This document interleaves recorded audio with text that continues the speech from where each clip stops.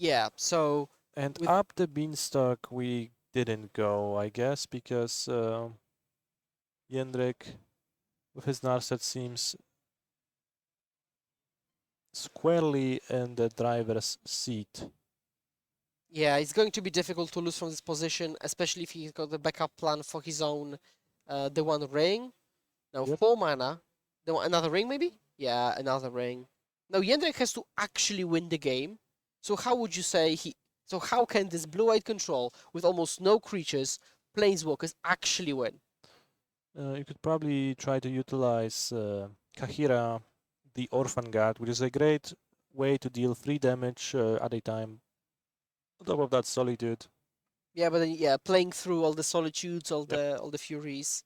Well, so like we've Oh, seen Gaia's Reach Sanitarium in the Endrix deck, and that's just an effective way to deal with uh,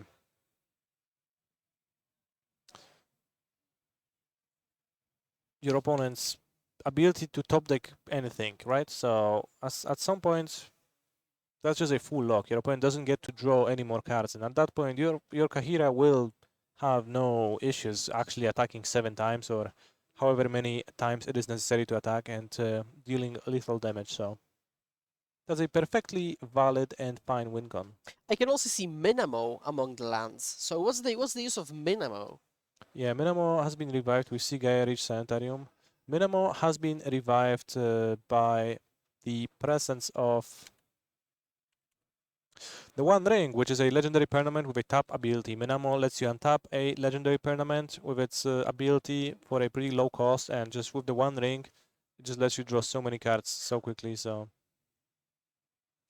it's a pretty strong combination, and Minamo is a frequent one-off in those decks.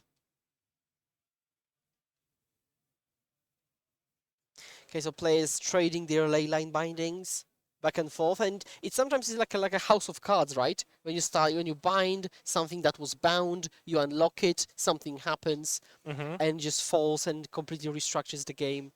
But doesn't seem to be happening because Jendrik has all the answers to make this impossible. Now we see 2 mana being tapped. No, untap again.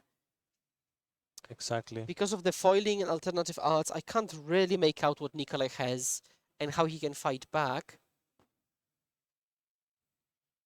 His hand contains many spells, amongst them Fire Ice, Bloodbraid Elf, Is it prismatic? Oh, okay, because blood elf, yeah. I think Prismatic Ending too, yeah. Prismatic. I mean, I think it is prismatic ending, but I guess it shouldn't be because it's a cascade deck. So either my eyes are deceiving me, or it's a very controversial deck building decision. That is an excellent point. Thank you very much. I appreciate it. And so we see Fladestrand deployed. Yeah, -1.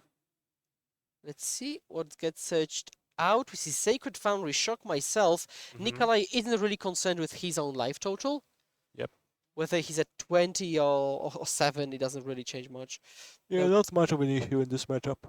2 mana, 3 mana. Carefully tapping. And Bloodbraid Elf is going to come down. Trigger. Let's go. Always fun to cast a Bloodbraid Elf and see what you are ending up with. So I think in this deck it's either Shardless or Teferi. Could be. And Or Shallow's Legend, Cascade again. and now this should find just up the beanstalk. Yep. Which Now, won't draw any cards because of the... yeah, we've gone through that. Oh, they're holding up different piles of cards because they need to put it back in the appropriate order, right? Yeah, it has to be random order, so you have to shuffle them, and then if you shuffle something, you have to give it to your opponent to cut. Always slightly funny and slightly awkward how that ends up playing because players just, keep, shuffling their cards around and it's like, yeah, do you want to cut my free cards that I cascaded through? Yeah, Well, yeah. actually, yeah, I don't actually care. All right. Okay, Jendrik might. Okay, taps 2. Nope. Taps 2. Taps the Minamo. And we see a reprieve. So they still have got 15 minutes in the round. So I don't think they're concerned with time, especially as the game will go either way because either Jendrik will just die to damage because he's at 5, or he will just overload the opponent with the card advantage he has. So Mm-hmm. I think they will be able to close the game relatively soon. Yeah, probably. So they can actually take a bit of time to think through their options. I've heard multiple times that for color and blue-white players, at some point, they need to consciously drop the quality of play in favor of speed of play, because that's just more important. That point might be just as soon as you sit down for the match, honestly. Yeah, Given how grindy many decks in Magic the Gathering can get nowadays. okay, draw a card. Activate the one ring. Responses? No. Draw two. Jędrek at 4, which means dead to double fire. Nikolai has 1. 4 mana. Cannot play Supreme Verdict. That's not the mana for the verdict. Okay. The one ring that grants him protection. Yep. What Nikolai could also do is set up a situation where we could Omnath with 3 land drops, maybe, and trigger the 4 damage mode. It's a no super long-term plan, but that might be another thing to think about. That is indeed a possible line of play. Crucially, the one ring gives protection to the player, but it doesn't give protection to the planeswalkers they control. So Narset can still be attacked down. Yep. There is like an interesting choice that Jędrek is making throughout this entire game, as he's opting not to fire off his Days Undoing that he's keeping in his hand for quite a while now. Yeah, that's true. I believe he's always looking for a better spot and not trying to get rid of the hand of Nikolai as is, instead choosing to draw plenty of cards and fight through it. I've got one speculation, which might be weird, but hear me out. He wanted to play out the one rings with the protection to then be able to shuffle them back in, for example, and have like use the protection a few times, reshuffle, and be able to do the chain again. So that might be a possible line of play. Maybe that's it. Maybe that's the... sounds bizarre, but maybe. Down at 4, Force of Negation in hand. You know, whenever you cast Days Undoing, though, like, I guess there is a chance that your hand is gonna end up worse than it was, right? You just draw a random 7, so it could happen that you draw 4 fetch lands, and it could be a little bit of an issue. So, but he has also not picked up Kahira to have a blocker for Shardless. He's got Leyline Binding, but I'm not sure you want to binding a Shardless agent, right? well, probably. Even if you trade with Kahira in combat, then you can still redraw it with Days Undoing. So there is a lot of happening actually here.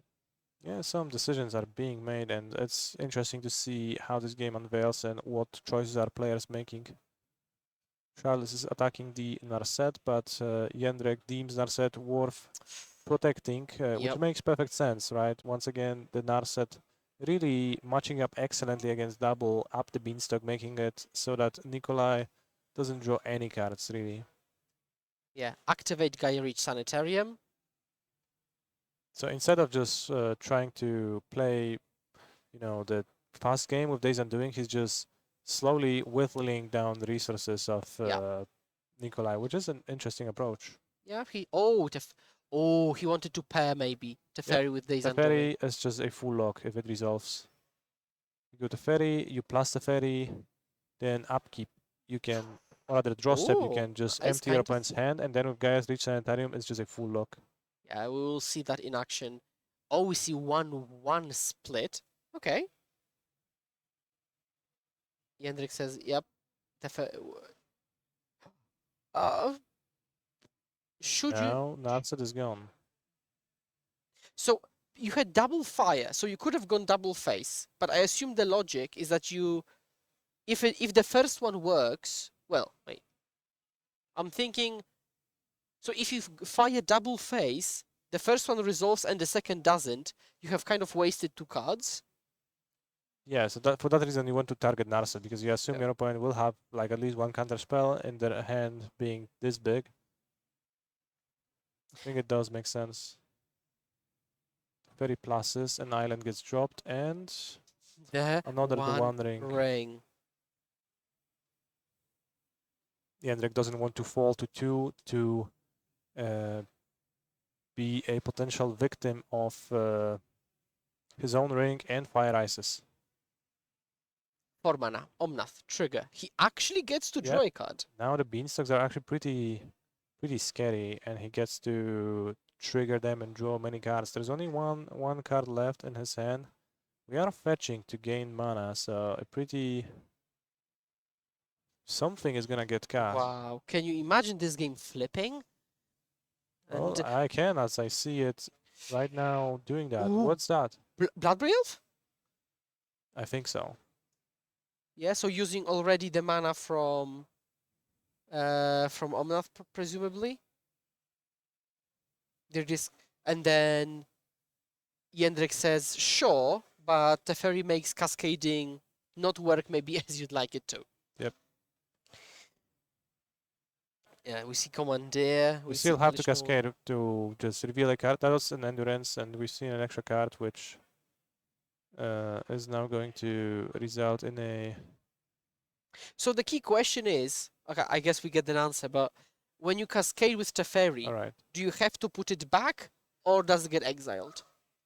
It goes back onto the bottom of your deck. The text of Cascade is that just the rest of the cards that you hadn't drawn just go back onto the bottom of your deck. Okay. That is always the case. And that is how the interaction works. You still have to go through that technical process of revealing your top cards and choosing, revealing something that's cheaper and then, well, not casting it because the Fairy Time Raveler prevents you from doing so. Okay, let's see. Okay, Jędrek untaps with a ton of mana. It's probably like 10-ish mana available. And just a Preordain for good measure. Let's find something I need. Another Preordain and a Fairy Time Raveler. You could take both, but then you're just kind of durdling around. You could take Preordain into Preordain, chain them, go a bit deeper. But Jędrek says, actually, let's go the other way around. Yeah. Take Teferi, but not take Preordain. What are we looking for exactly right now? I guess Solitudes, but you need 2 copies. I guess another copy of the One Ring. Jędrek has found a Narset. Narset can dig 4 deep for another ring or Verdict. You could untap your ring and then draw with it. There's also a legal play, which draws you 2 deeper Yeah, for 2 mana. I really like these games because the like Nikolai is just playing with his cards. He does what he can, but Jędrek is trying to actually come up with a reasonable plan. Oh yeah, we use Safari to bounce the ring, and then we replay the ring, we have protection. So that is perfectly safe and leaves Nikolai with just a card that he's about to top deck. Yep, Nikolai kills Teferi. And is he able to cast anything and change something with the One Ring? Nope, it's just a fetch land. Right, but he could do the multi-fetch land play, right? The multi-land drop play. Yeah, it's gonna take a while though. You need to find an extra fetch land. Well, he could actually try to win next turn, right? Because he plays a fetch land off the top, finds a land, and finds with the other fetch land that's already in play, right? Yep. And that's already lethal. yeah. So he's. I have to imagine Jędrek is looking for a solution for the Omnath and or the Bloodbraid Elf. So yeah, if that solution is Solitude, it's probably going to target the Omnath. Oh, that is tricky. The deck is pretty small. Oh my god. I mean, this is where Days Undoing is, is your own endurance in a blue-white deck. Shuffle it all back in. Both verdicts are exiled. There is 1 Solitude in exile. There's a bunch of Leyline Bindings in play. I don't know how many because of the beautiful pile they're all sitting on, but there's a bunch. So the Narset is grabbing a Time Raveler, which can bounce the ring and replay it. Relatively speaking, it's one of the most powerful Narsets ever because it looks at like 70% of the whole library. Yeah, relatively, we could say that.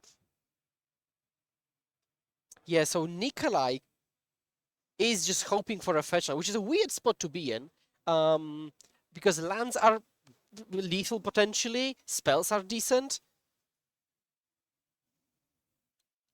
Is there no more Solitudes available? There is 1 in the graveyard pile, at least. I saw 1.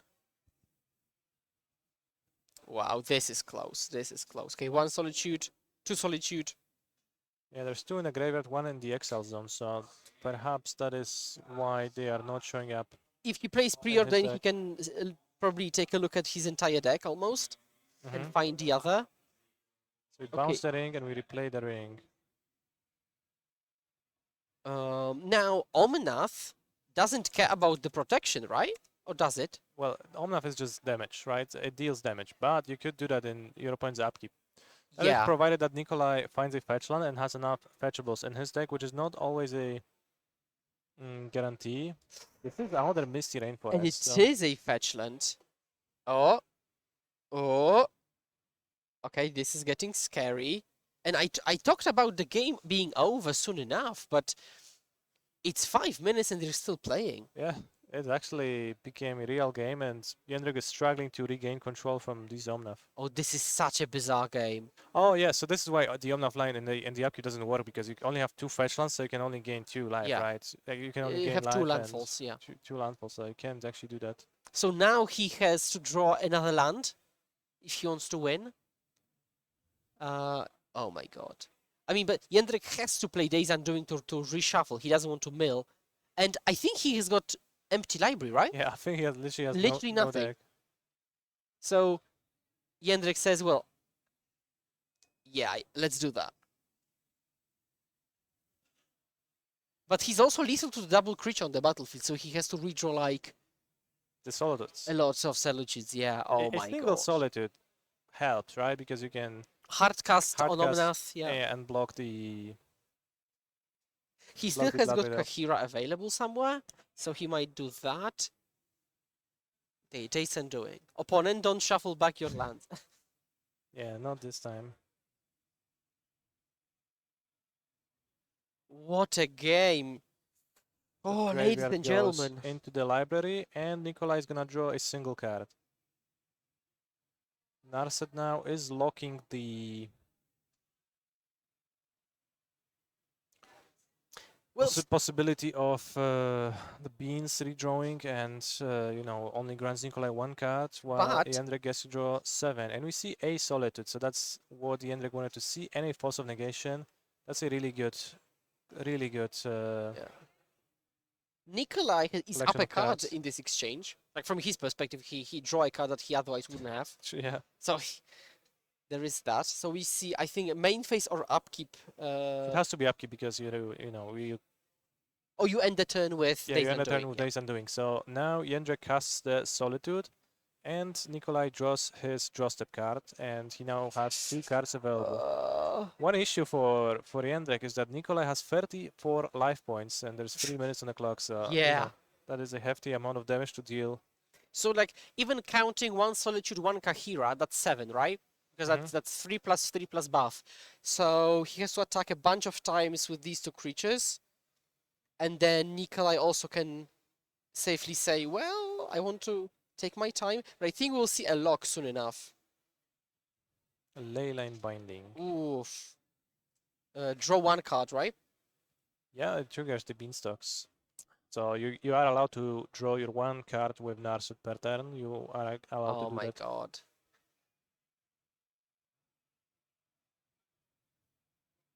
This game is nuts. Binding grabs Narset. Okay. Teferi on the stack. Nikolai. Fire Eye Okay. face. Jendrik has an Threatens extra, lethal. an Jendrik extra Force of counters. Negation to counter. Yep. Oh my god. You're getting really invested, Philip. Oh, I am. Oh, I Yeah, am. yeah, yeah. Like I'm also like glued to the screen right now, watching this game and just describing what happens. But your emotions are on an entirely different level. Yeah, that's fair. You're feeling it all in your body. I'm watching Blue-White Control, that's 1. I'm watching an intense game, that's 2. I'm watching Jendrik specifically, a fellow Polish player, that's 3. So, this is really exciting, and I know the feeling of being on the control side, where you cannot possibly lose the game until you can. Yeah. Certainly, this game makes you think of that. The Solitude is attacking. Blood Red Elf is going to trade. And the plus 3 life for Jendrik. Okay, that's a bit more comfortable. And Athena said, oh, there's so many game actions taken by Jendrik, but they don't seem to accomplish much. He seems to have been like recycling Narset and Teferi for the last 10 True. minutes. It's like hell. in a way. But also it's pretty fun. But it's like it reminds me of the myth of Tantal. I think who like got trapped in the Greek hell where he was not able to drink because the water was rising below his level, and then he was not able to feed himself because the fruits were escaping his hands. So it's like just never ending.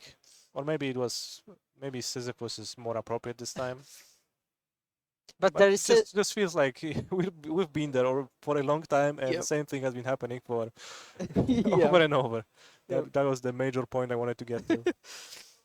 Okay, Jędrek activates Gaia's Reach Sanitarium, so he actually might get the opponent out of resources completely. Mm-hmm. But then he has to actually close, and I don't think Nikolai will want to concede. He'll just say, "Well, kill me." Well, yeah. Oh, and then Preordain is cleaned up, and they're taking a bit of time, and Jędrek will have 3 combats.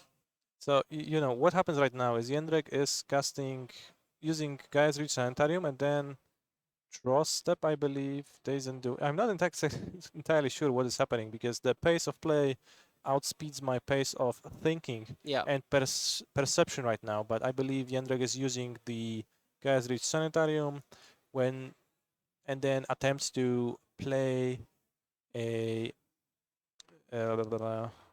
Days Undoing, which clears Nikolai's hand, and it is technically a loop. Now, the rules of how the time works how it works when the time works out are a little bit Oh, fuzzy in that sense, but it does seem like I it's been a victory for Jędrek because, yeah, at this point he had Nikolai fully locked, activating Gaia's Reach Sanitarium at every single upkeep, never letting Nikolai have a window to just have any cards in hand.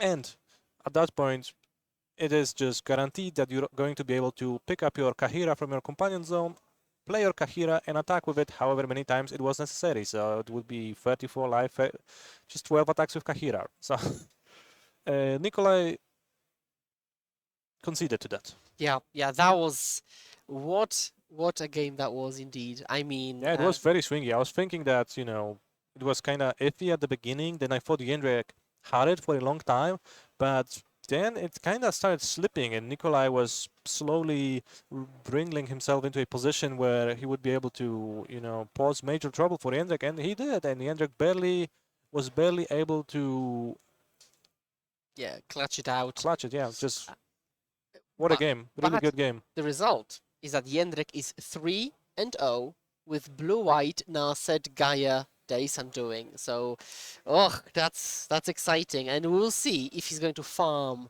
those 4-color players or he's going to draw too much because of these 4-color players. But yeah, it's been really exciting. It's also like kind of funny that you're playing a deck based around Narset, and the text of Narset is that you can draw, that your opponent can draw, but actually they can because your deck is also really slow. So it's a real risk. So It is a real risk. pretty funny if you ask me. You just need to read the fine print. Yeah. So yeah, this concludes round 3 from us. We'll be switching with Martin and Philippa Yep. for next round. 300 players battling it out for qualifications, for prizes in Modern. Very exciting, and we will see you round 4.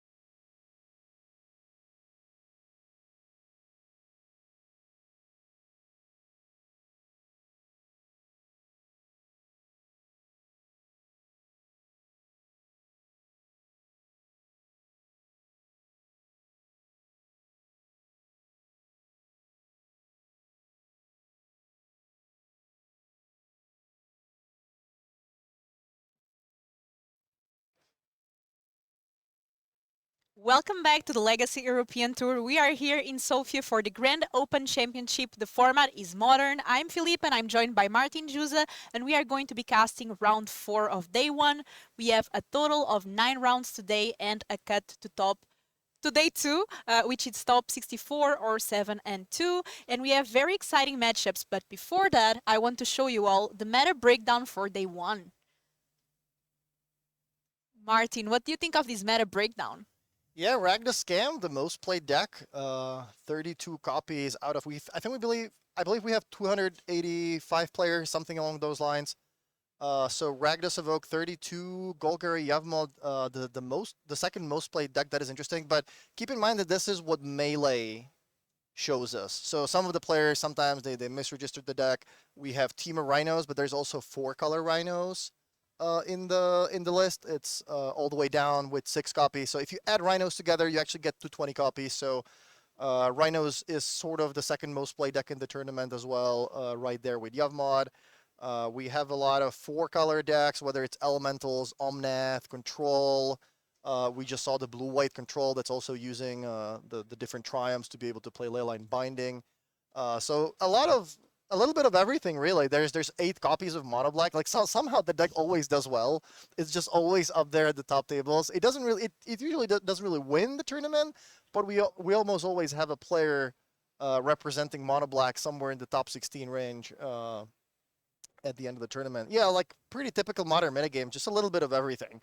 Whatever you like playing, I guess except for aggro. Yeah, Fury, right? Once again. Yeah.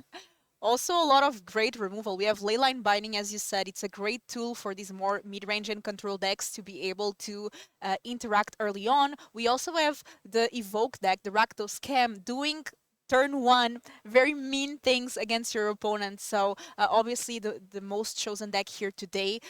And one of the more popular decks.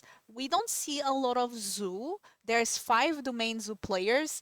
Some of the Zoo lists are also playing the Grief now. Scam Zoo. Yeah, in Scam Zoo, we see these new iterations, the Cascade Beans. I don't know what exactly archetype would be here for that deck, but we see a lot of diversity. And as you said, we see a lot of different decks. It's modern. Everyone is bringing their pet deck, and we see a lot of different things here. Yeah, exactly. If you like playing Merfolk, if you like playing Scapeshift, if you like playing Hammer, whatever it is, if you know your deck really well, you can do well in the tournament. And I do think Ragnas Evoke is probably the best deck in the format. It's Evoke, Rhinos, Tron, like those decks did really well at the Pro Tour in Barcelona a couple months ago. And I believe we have the match ready, so we can actually just jump right in. We do have Ragnas Evoke for you for the first match. We have Adelaide on Ragnas Evoke playing against Fabian. I was just gonna say on Ragnas Evoke as well. Yeah. Is that the mirror? But he's playing Living End, so this is gonna be an interesting matchup. Yeah, Living End these days is running the Grief. You have some ways to pitch it. You can even use the Living End in your end that you don't need to pitch the Grief. You can use another Grief to pitch another Grief, and yeah, exactly. Looks like Adelaide has a 1-lander with 8 Thoughtseize. I think there is also the 2 copies of Fable. I think that's also Undying Malice, I believe. Can't quite tell. But yeah, Fabian is using a Living End from his hand, pitching it to Grief, and taking a Ragavan. So the way Living End works is you have a lot of these creatures that cycle. There's a lot of new cards from the Lord of the Rings set that have cycling 1 for a mountain or for a swamp, for a forest. There's a lot of those creatures that you can basically replace some of your lands with. But the way it works is also they end up going into the graveyard, so you can then later cast Living End and bring them back. On the other hand, Ragnas Evoke, I'm sure everyone pretty much already knows how this deck works. You're using the cards like Grief and Fury in combination with Undying Malice. not that after all, the new one as well. So now there's like 8 different spells for 1 mana. Yeah. There's a lot of different cards now that can return the Evoke Elementals back into play on turn 1. So you're kind of doing something a lot more powerful a little bit ahead of the curve. And we see that the Totsis, in response, Fabian is cycling, as you said, with the new cards from the Lord of the Rings. And it's so easy to cycle because these cards only cost 1 colorless to cycle. So already a big threat in the graveyard.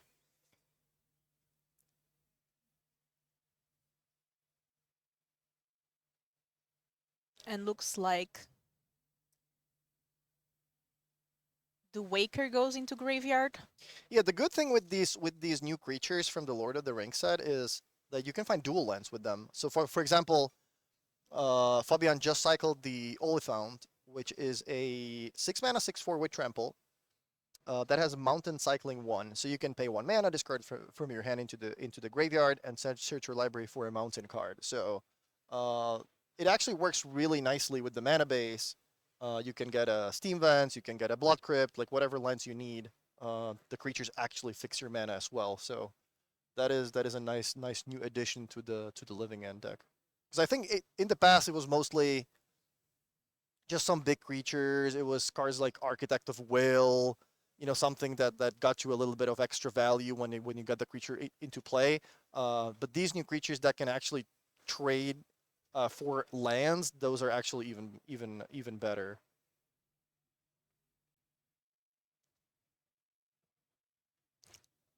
And we see here Fabian with already a lot of threats in that graveyard. So we see Grief again, pitching what I think it's Living End. Yeah, and Wow, so Fabian already drew 2 copies of Living End. And these Living End decks typically play 3 or 4. There are definitely versions with 3. hopefully for Fabian 4. Yeah, hopefully for him it's 4, because if he were to draw the 3rd copy, then that could get a little awkward. Yeah. Fabian here still needing to find the Shardless Agent on the Violet Outburst to be able to get that cascade effect going, or also, yeah, needing to find that 3rd land, but here we go. 3 is the key number for the Living End deck. And Violet Outburst is so good because you can do it instant speed. Yeah, that's the thing. That the cascade spells are really kind of doing a very weird thing in Modern. Like, nobody really uses them for what the card actually does. Like, you're playing Violent Outburst to give +1/+0 to your creatures, but nobody really cares about that effect. You're just using that to get a card from your deck that costs less than that. Which in this case, it's only Living End. We have seen a lot of other decks with cards like Shardless Agent and Bloodbraid Elf that are getting up the beanstalk. So there's a lot of Cascade cards today in the tournament, but not all of them are actually trying to get a card that costs 1 less.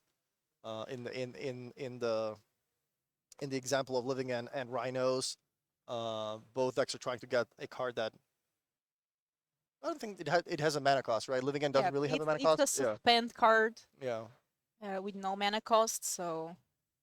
So we have some players kind of playing fair with these Cascade cards, getting up the beanstalk, and just drawing some extra cards. And we have some players kind of trying to play a little bit of unfair combo-y deck, like the Living End here, or like Team of Rhinos. And in this matchup, Adelaide really needs cards like the Voidwalker. Yeah, Voidwalker turn 2 would be excellent because it says that whenever a card goes into the graveyard, it instead gets exiled with a counter. So your opponent can land cycle all they want, but those creatures are not actually going to go into their graveyard. So Voidwalker is a card that Adelaide does run. And obviously now it would be a little too late, but at least for game 2, when she knows what she's up against already, that might be a card she could be looking for in her opening hand. Living End is also one of these decks that usually does pretty well game 1, but after game 2, things get a bit complicated because in sideboard, usually players are having some graveyard hate, and it's not like Fabian will have a lot of ways to deal with it. It will have some, but... Yeah, that's the thing with Modern. There's so many good cards that just completely host certain strategies. You have cards like Leyline of the Void, which Adelaide can have. There are cards like, Rest in Peace, Unlicensed Hearse, Endurance. Yeah, like so many different cards that exile graveyards. And in Modern, there's a lot of graveyard decks. So you can be certain that, most players have something in their graveyard to deal in their sideboard to deal with your graveyard. Plus, also, I think the most popular card in Pro Tour Barcelona was Chalice of the Void. I think the most popular card, like in general, not just like including not just out of the sideboards, but just like the actual most popular card, I think was Chalice of the Void. So you could tell that players are ready for the Cascade cards. Yeah, but that's also a reason why it's so good to have the Grief, right? Because you can use it kind of before you do your living end to make sure that your opponent doesn't have something like an Endurance, not in this matchup in particularly, but to make sure that the coast is clear for you to make your Cascade spell resolve. The discard spells, like Grief is so good for living end because you obviously can't play Thoughtseize, you can't play Duress. Those cards cost 1, so whenever you would Cascade, you would reveal a random card instead of living end. So you can't really put anything into your deck that costs less than 3. So Grief is kind of the perfect card. How do you think that Adelaide here is going to approach this sideboard now on the play? So she wants, as you mentioned, she wants the Dottie Voidwalker. That would be a perfect card. So maybe if it's in the sideboard, that could come in. And then whatever deals with the graveyard. So kind of cards like Unlicensed Hearse, cards like Leyline of the Void. Plus Explosives maybe? Chalice. Sorry, yeah, Chalice of the Void. Yeah, if there's a Chalice in the sideboard, that's definitely coming in. You play it on turn 1 for 0 as soon as you can. Other than that, not sure what else typically is in Rakdos decks that deals with graveyard. I think Leyline is the most common card, especially if your deck is running Fable of the Mirror Breaker. Then Leyline gets even better because you don't really need to have it in the opening hand for that to have effect. There's a lot of decks, like if you're playing a green-white deck and you board in a black Leyline, then if it's in your opening hand, it's great. If it's not, then it's a blank whenever you draw it, right? But if you have Fable, then even if you draw Leyline on turn 3, you can still use Fable to discard it, then trade it for a new card. So Leylines work even better in decks with cards like Fable, where you can trade them for something else. So yeah, something like that. Maybe like Relic of Progenitus is a card that sometimes people play. And if I'm living end, out of the sideboard, I think you want something that deals with Chalice. So you need something that's gonna destroy an artifact. So something like Force of Vigor is a card that could come in. And what do you usually remove? Do you keep the Forces of Negation usually in this matchup, or do you remove them and bring something like Subtlety? Yeah, that depends. Force doesn't deal with Grief. Subtlety does for a turn. On the other hand, Force does deal with the cards like Chalice, so I think I would keep in the Force. It doesn't really stop Leyline because you get to put it into play. You don't really cast it, but it does stop Chalice. It does stop Thoughtseize. I think I would leave Force in. I would just bring in a couple cards to deal with the Chalices and. Yeah, as you said, the Force of Vigor. Also, some lists run Boseiju, so you can always use Boseiju. Yeah, Boseiju. The red 3/3 creature, Ignature is a card that people sometimes play. That has evoke for 1 red. It's a 3/3 that when it comes to play destroys an artifact. That's a card that you can also bring in to deal with the Chalices. And yeah, you probably also want to have something that deals with the Voidwalker, right? So yeah, we'll see what Fabian has in the sideboard. I'm really excited to see how this match goes, and it could go really both ways because they both want to be doing their unfair thing. So in this case, Adelaide is going to try to do that Grief turn 1, and on the other hand, Fabian trying to cycle. It comes to a point that you're kind of trying so hard to not let your opponent do their thing that you kind of stop doing your own thing. So in this case, if you prepare too much to get the living end out of Fabian, you can lose the consistency of also doing your... Yeah. You don't want to dilute your deck too much with cards that don't really, go well with your game plan. Obviously, you do want as much interaction as possible. But yeah, especially if you're playing a combo deck, you can't really sideboard too much because then your deck is not going to work.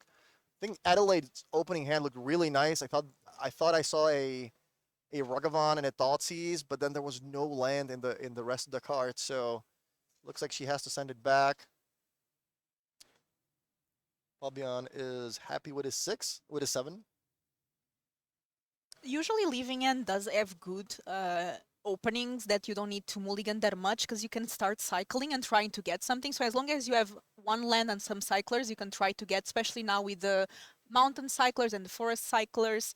On the other side, I feel like maybe Adelaide needs to really try to get that Yeah. strong hand. Yeah, I think she wants to mulligan into the powerful openers because this is a matchup where, I mean, you have like 3 or 4 turns, but after that, if your opponent does resolve the living end and does bring 4 creatures back from their graveyard, then the game is pretty much over. There's not a whole lot you can do with it. So you do need to look for that grief, plus the undying evil or not dead after all or whatever you're using to bring the card back. You do want to try to find the Void Walker and the cards like Chalice of the Void. So there's definitely a lot of cards that you can mulligan into, and then that does make your aggressive mulliganing a lot better than if you were playing like a control deck that really needs every resource possible.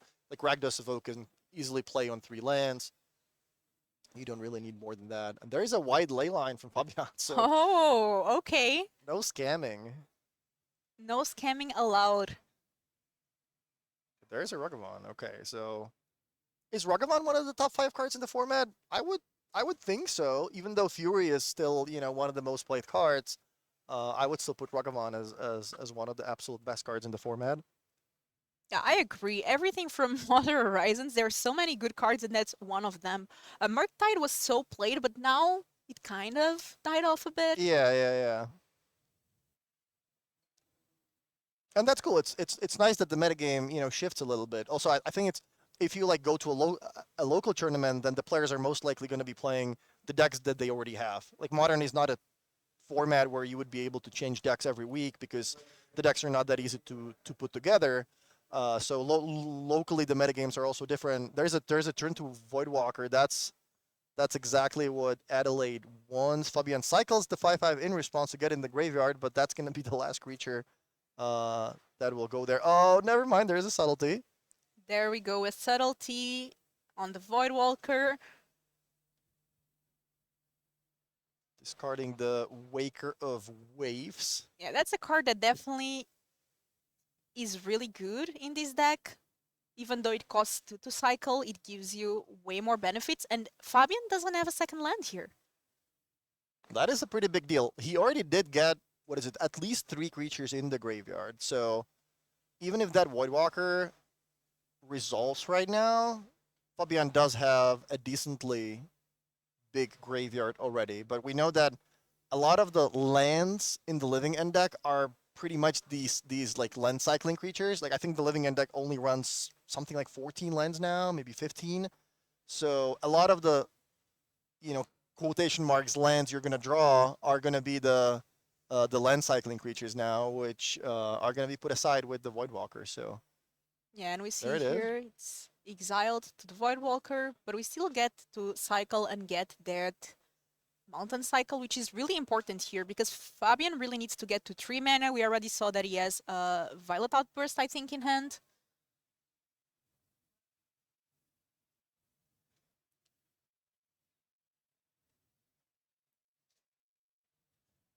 That we get a shock. So Yeah. now we have access to the 3 colors that we need in this deck. Yeah, I think the Ragavan also connected a few times, so I don't think Fabian's life is correct. He plays the Stomping Ground tap. That's really interesting. That kind of signals, okay, well, there's no more, land cycling creature that you can use at the end of the turn to try to get another land and then play, Violent Outburst. So Adelaide knows that, okay, well, you don't have a 3rd land in hand because you missed your land drop. Now you cycle the creature to play the 2nd land. So your hand must be non-land cards. If you play the Stomping Ground tap, none of those cards is a land cycling creature. So And it looks like the players updated the lives and an Orcish Bowmaster was played with that treasure. And this card is really oppressive against the Fabian because every time Fabian tries to now cycle, It looks like we got a subtlety there.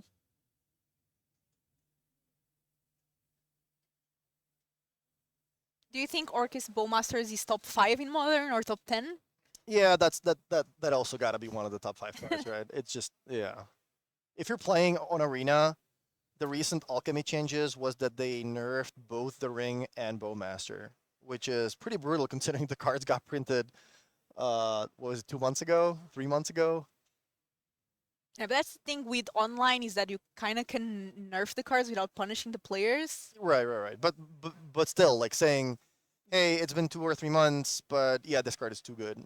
We gotta nerf both of them. That's just not a great look. Do you remember Standard when the original Eldraine was released? So many bans after bans. I think for a year we got Yeah. like bans every month. Yeah, that was a bad time.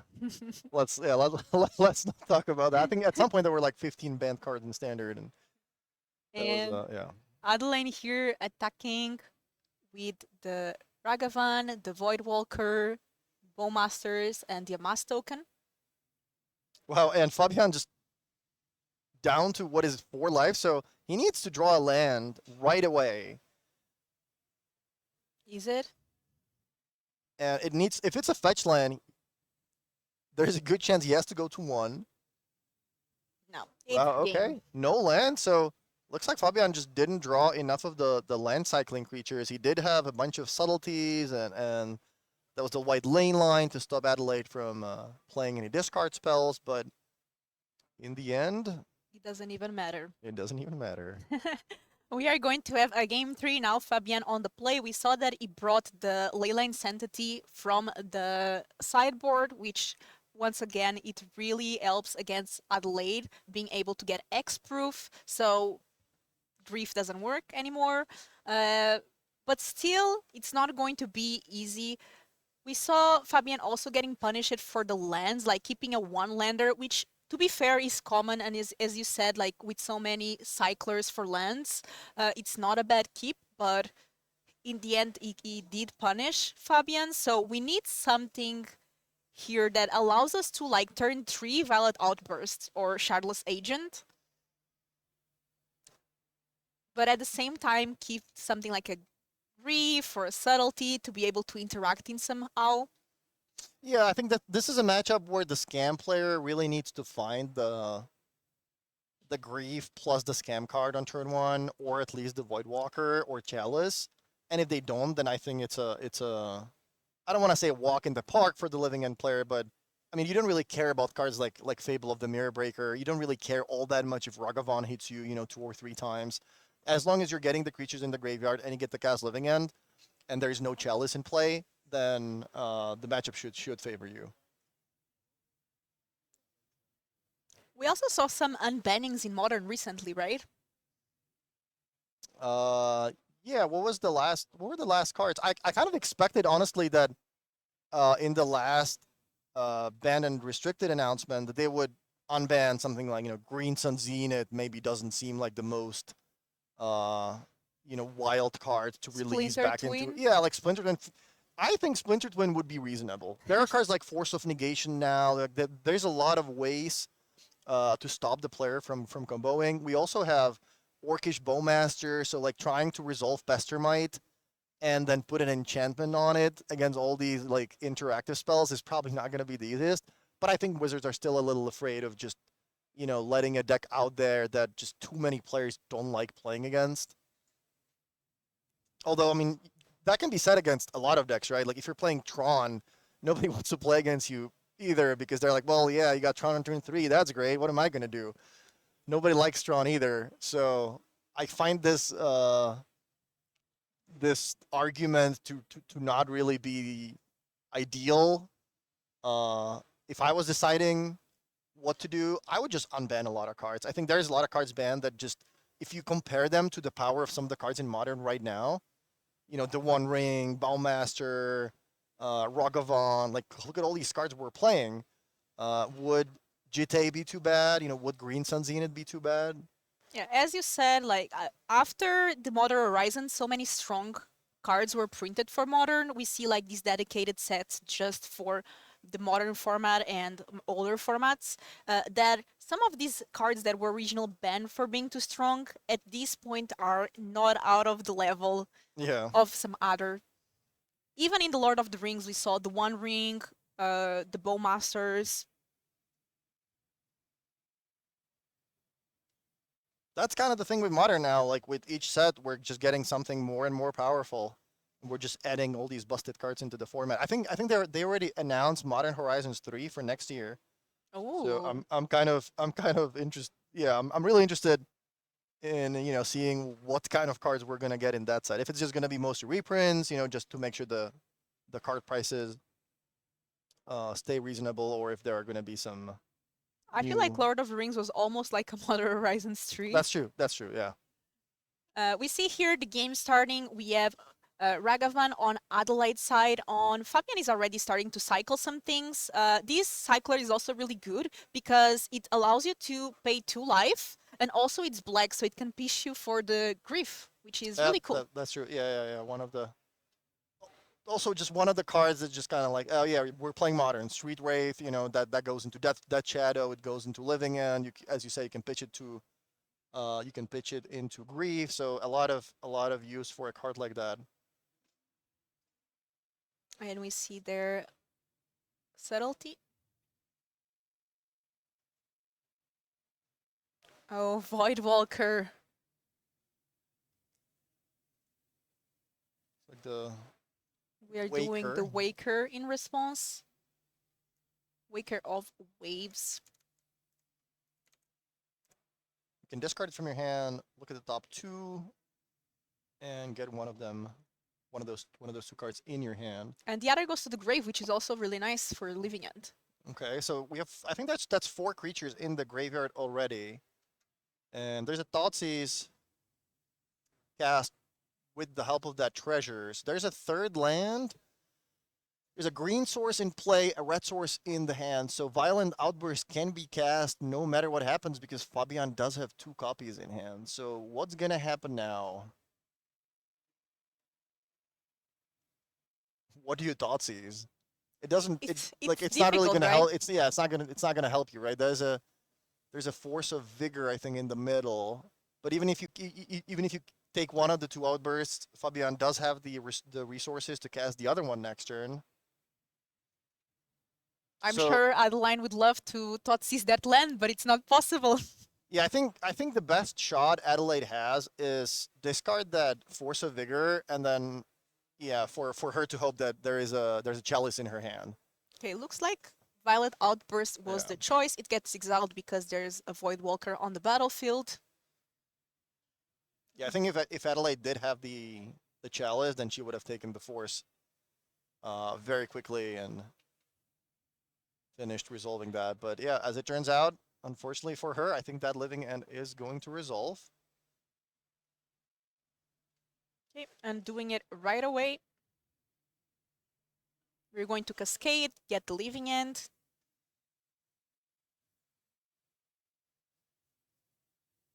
There it is. The rest of the cards go in the bottom.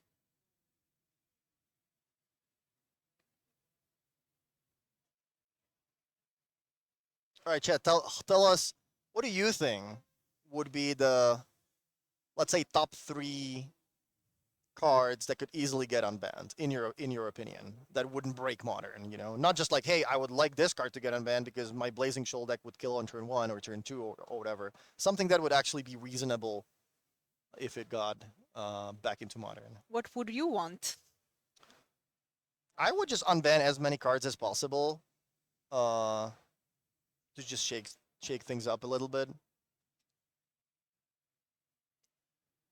But obviously, I mean, it is a question for the play designers and like the people that actually think about these things every day, and they also know which cards are gonna get printed in the next couple sets. So that's another thing that goes into the decision. Also, it's a very difficult decision because one thing is for you to ban a card, but one other thing is to unban and then ban again, right? So Yeah, that would be a bad look. Yeah. So Fabian pretty far ahead.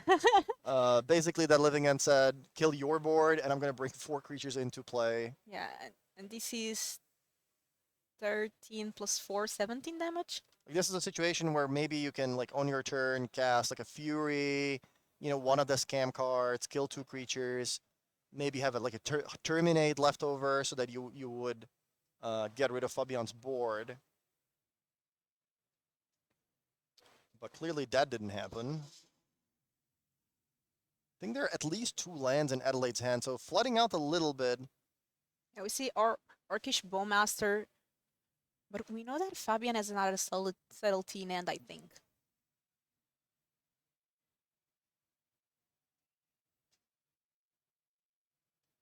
Okay, we're going to get the 4th land. Also, the Orcish Bowmaster, if it resolves, it has -1/-0 because of the Waker. So all creatures from the opponent have -1/-0. Yeah, we see there the subtlety. So how much damage is that? 7, 10? Is that 17? 17 exactly? That It is looks 17, like, yeah. 7 from the waves, 3 for each of the, yeah. That's it. All right, so Living End moves to 4-0. Not doing too bad in this tournament.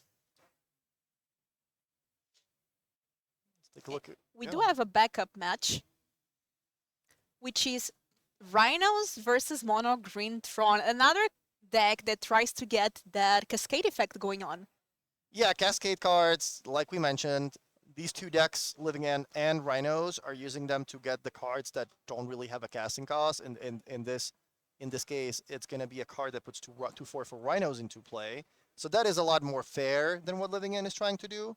On the other hand, we have Mono Green Tron, which is also kind of a fair deck, but not really fair in a sense that, like, you have to play a couple of lands, find the right ones, and then you're going to have a lot of mana, and you have to cast and resolve a lot of expensive cards in a format where players have cards like Force of Negation. So, turn 3 Karn is not exactly as powerful as it used to be, but getting ahead on mana by basically having 7 on turn 3 is still one of the most powerful things you can do in the format. Yeah, and this deck did do really well in the Pro Tour Lord of the Rings, ended up getting 2nd place with Christian Calcano. 1st place was the Rakdos Evoke by Beasley.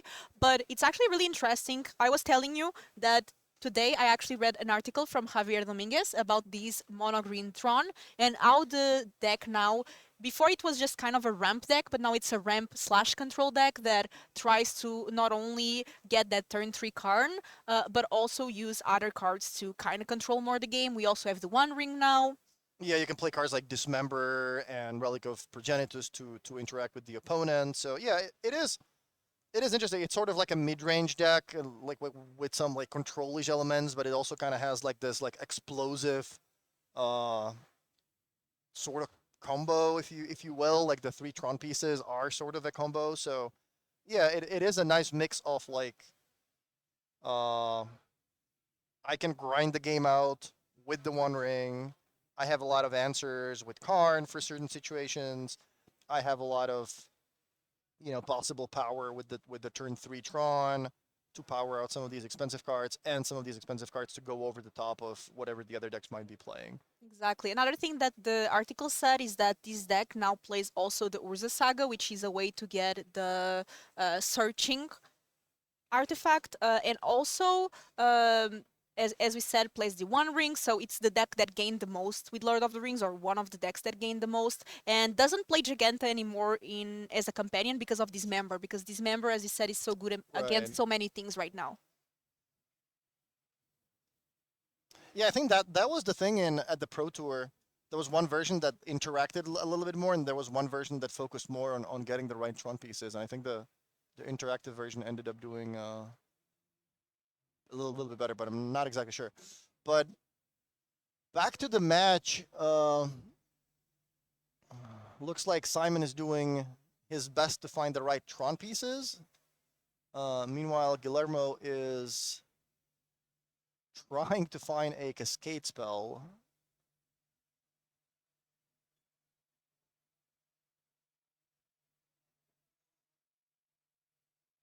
And without Cascade, this deck doesn't do much. It's like Living End.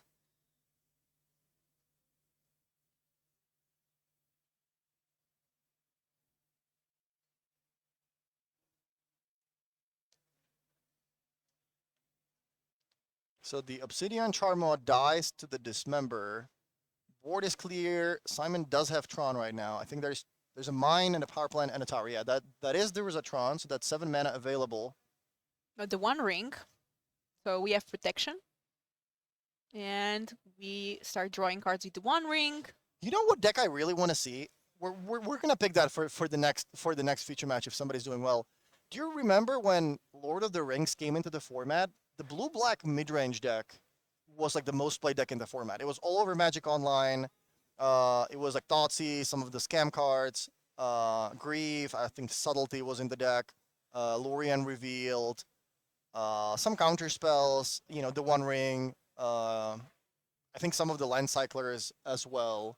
And that deck was really popular, but it was only for like 2 or 3 weeks. After that, we didn't really see the deck at the Pro Tour, and we haven't really seen it too much since then. When I was walking around the tables last round, I did see one playing. I think it was table 1 actually. So that's a deck that I would like to see in action again because it's kind of a nice deck. It's a fun deck to play. You're doing a lot of things. There's a lot of ways to interact with the opponent. So there's certainly something that I would like to see again.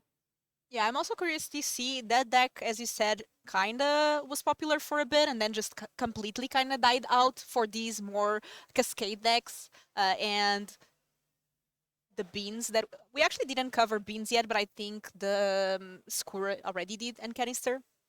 Okay.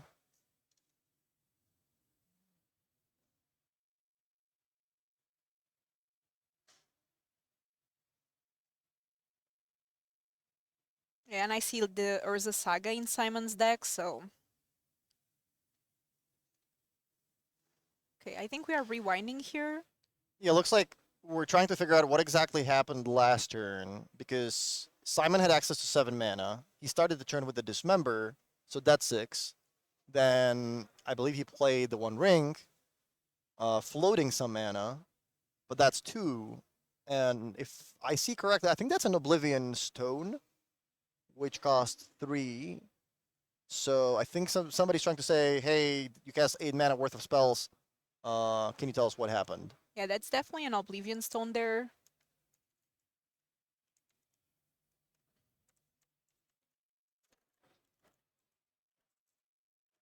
Yeah, this just in. Some cards are getting banned, but Tron is getting a little bit of a buff. Now it's producing 8 mana instead of 7. 7 was already not good enough. You know that Tron players are not very good at math, because 1 + 1 + 1 is 7. And now 1 + 1 + 1 is 8.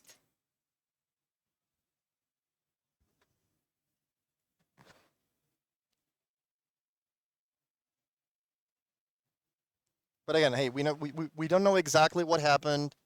There might have been something else that we didn't see, so let's not speculate on what happened. Looks like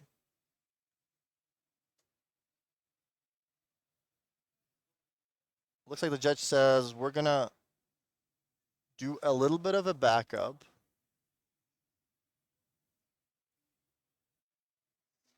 Rewind time. Wait. The Boseiju goes back in the hand. Then a random card gets put on top because you already drew.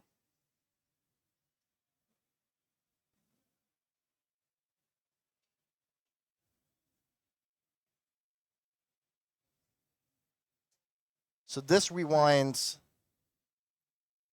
Guillermo's turn. Now we're getting back to the point where the ring gets tapped, and now you have 2 mana left. Okay. Wait, wasn't that Boseiju used earlier to... Oh, okay, so what happened, I think, was that the Boseiju was being used at the end of turn to deal with the stone? I'm not exactly sure. Either way, we rewinded. We rewinded. Oblivion Stone is not going to be able to be played. That's why it's good that our feature matches always have a judge, because these things sometimes are not easy to spot, but... And sometimes really difficult to go back and try to do the best for resetting, but... Yeah, Magic is a complicated game. It is not easy to fix some board states or fix some when there's an interaction that gets resolved in the wrong way, like sometimes it is not the easiest way to fix. So the judges, their job is not the easiest.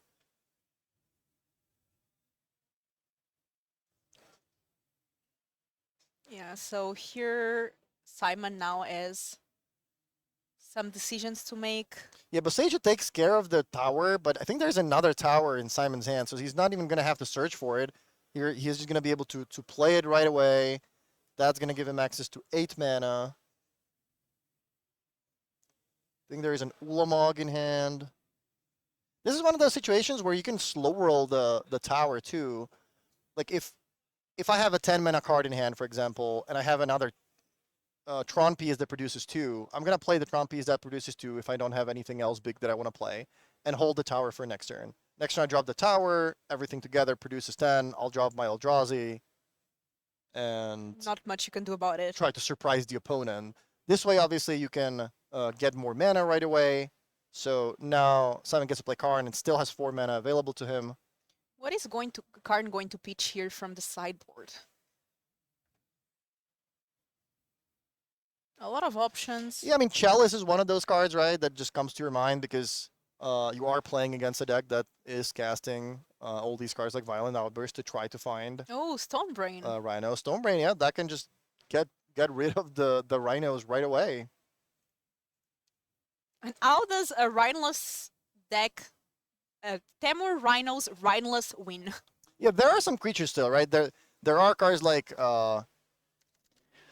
Subtlety. There are cards like I think that the Obsidian Charma that Guillermo showed us earlier in the match. So those could definitely be in. It's not easy. I mean, you can attack with Shardless Agent. Sometimes some of these versions are playing Murktide region. But it is certainly a lot harder, especially now all your Cascade cards don't really do much. I mean, at least Shardless Agent is a 2/2 body, but Violent Outburst is literally a blank. Yeah, this is the ideal scenario here for Simon. Both players are 1-1, so this means that this game is decisive here.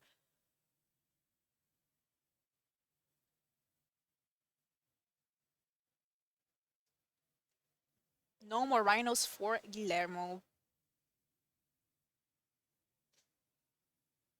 Karn is such a great card. Just the toolbox that you get with it.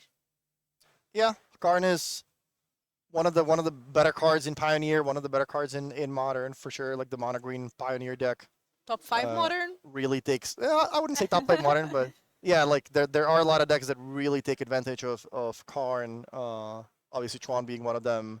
The Pioneer mono green Devotion deck being one of them. That deck doesn't even really sideboard, right? You just have 15 one-offs to sideboard. Sometimes you bring one or two in, but mostly it's just full of silver bullets.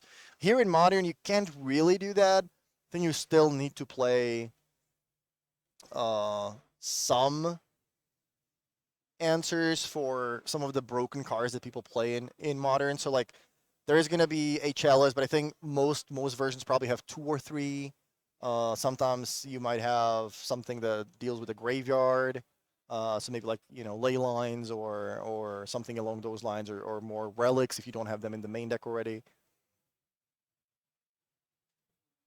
Yeah, really difficult spot here. What would you think about Modern making let's say the next BR announcement is excuse me. We're not making changes to the card pool, but you can play 20 cards in your sideboard. Ooh, that would benefit so much decks like these that have a toolbox effect. Yeah, but at the same time, people would get more slots to fight against Ron, so more Blood Moons, more, cards like that. So I think that could be a, cool thing to do. That's interesting, yeah. It will also make your life a bit more difficult in sideboard with so many decisions. Yeah.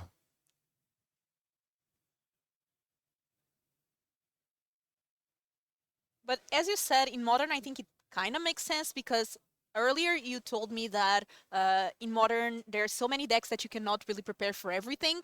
That would give you a chance to at least prepare a bit more for more variety of decks. Yeah, exactly. Like it would give you more of a chance to answer as many decks as possible. Like right now in Modern, there's a lot of decks where you're like, okay, well, I just lose against these 5 decks. These are my bad matchups. Hopefully, I don't play against them.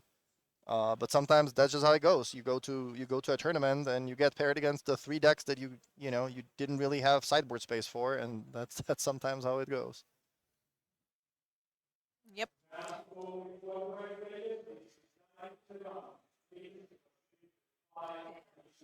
Not an easy position here. We know that Guillermo has subtlety in hand, but Yeah, Gilmore does have some creatures left.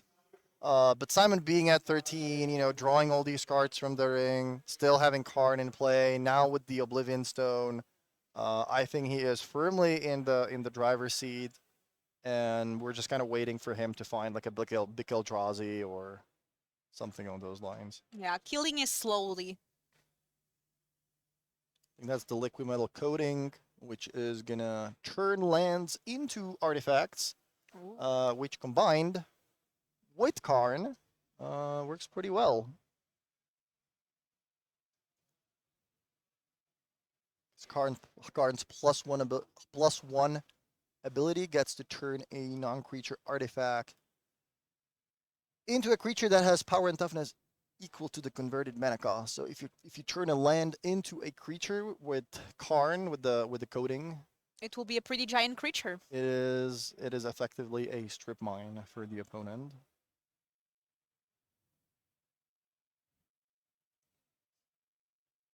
Did you ever play Tron, Martin? Yeah, I played a couple times. Like at some point in Modern, I think it was the best deck because like getting turn 3 Karn was just so busted, and a lot of the decks in the format were kind of just racing to do their powerful thing on turn 3 or 4, but Tron could just get on top of them. But did I enjoy playing it? No. And what year was this? Do you remember? Like that Tron was like the best deck? Like 6 years ago. It was during I think that was the last Pro Tour, wasn't it? It was Pro Tour London. We all played Tron. Like our entire testing team played Tron. I don't remember how we did exactly, but I'm pretty sure Tron won the PT.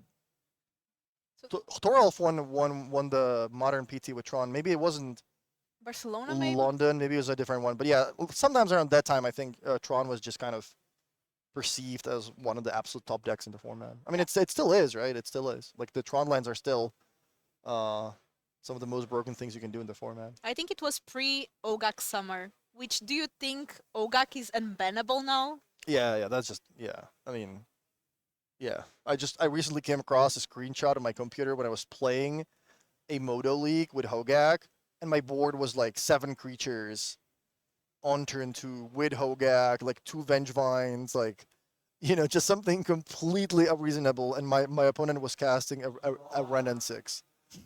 So yeah.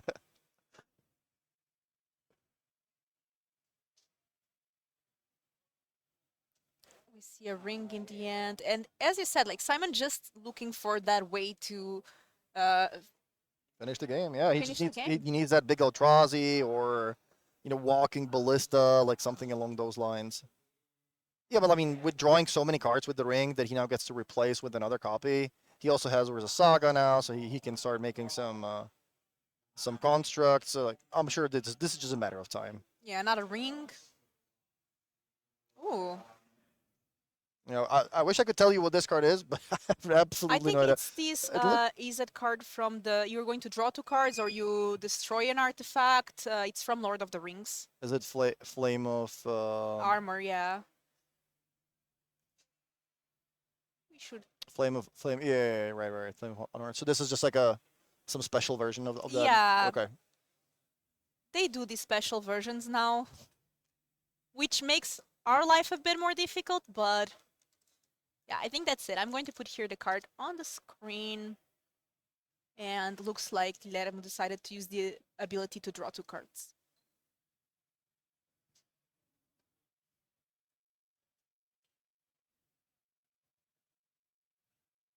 This card is really good. It's really versatile.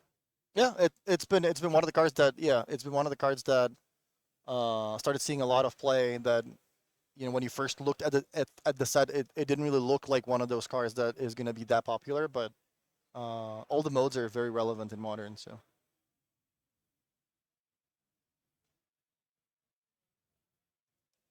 So Simon pops up the stone. Looks like the coating had a counter on it, so it doesn't get destroyed. The One Ring is obviously indestructible. So And- that deals with subtlety, keeps Simon at 10 life. And tell us, sweet chat, are you enjoying the stream? Are you having a good weekend and enjoying some paper modern? I really like seeing coverage of paper events back. It's really nice. And ooh, Blood Moon. Yeah, I love paper Magic. Like there's it's one thing to play online, which is super convenient. I love Arena. I love Vintage Cube on Magic Online. Those things are super convenient. You get to play from the comfort of your own home. But there's nothing that beats the feeling of just like actually having the cards in your hand, like shuffling your deck. Having to getting to hang out with your friend or with your opponent at the tournament. And I am glad that we have the paper tournaments back. Yeah, one thing that I also love is how the technical team put the pictures of the players. So even though the person is at home, they kind of can't root for their friend and see their friend, or just like kind of get a feeling of our players even without seeing them. Yeah, the pictures on the screen, that's definitely like a very nice human touch. Yeah. Yeah, and a shout out to Legacy and the Foxhound crew, which have been really trying to improve the stream as much as possible and just do everything in their power to try to make it as convenient as possible and very good to watch. We also have like this little improvement at the table. There's a big tablet that you don't see on the screen. Actually, you do see it at the top of the screen where it's basically it sort of like replaces like a pen and paper if you don't want to use it. I think both players are still using it. Maybe they just tell them that they still have to, but they also kind of just click on.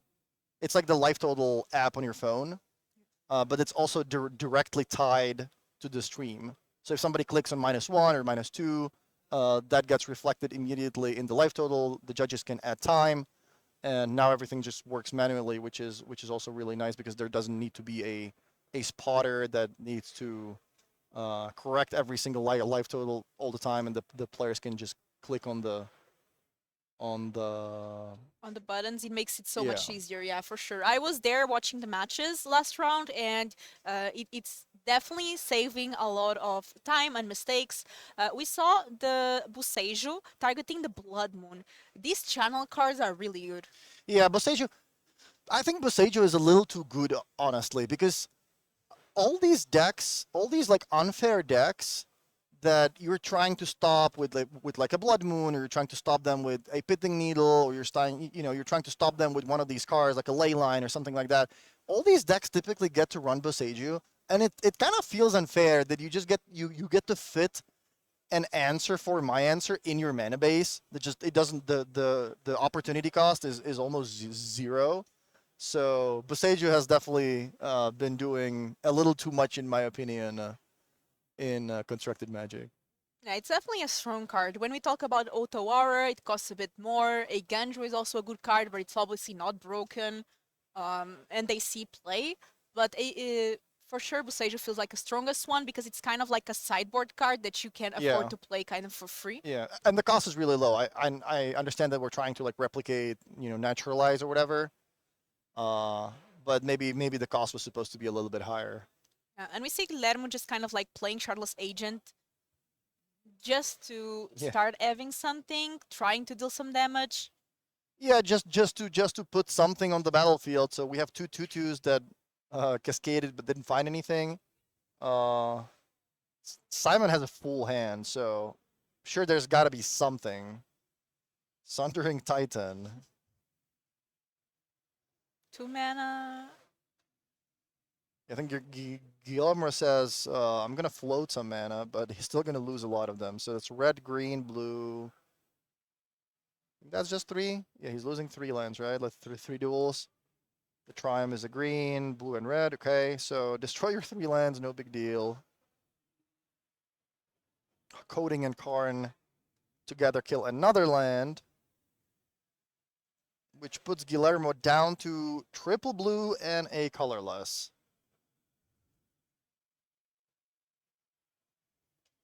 I think he has a Mystic Dispute in hand, which is not going to do a whole lot anymore now that Simon has access to, what is it, like 13 mana, 15 mana, something along those lines. Yeah, something that taking damage from the ring first. I mean, There's got to be something you can take with Karn, right? yes. In the sideboard. I mean, there's for sure at least a way to kill that ring with the Mire. You can get like a Cityscape Leveler and start attacking.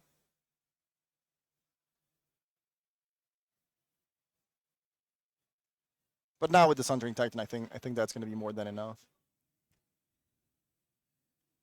Yeah, this is one of those games where, like, you know, already 4 turns ago, it was pretty clear who's going to win, but it's just going to take a little bit of time.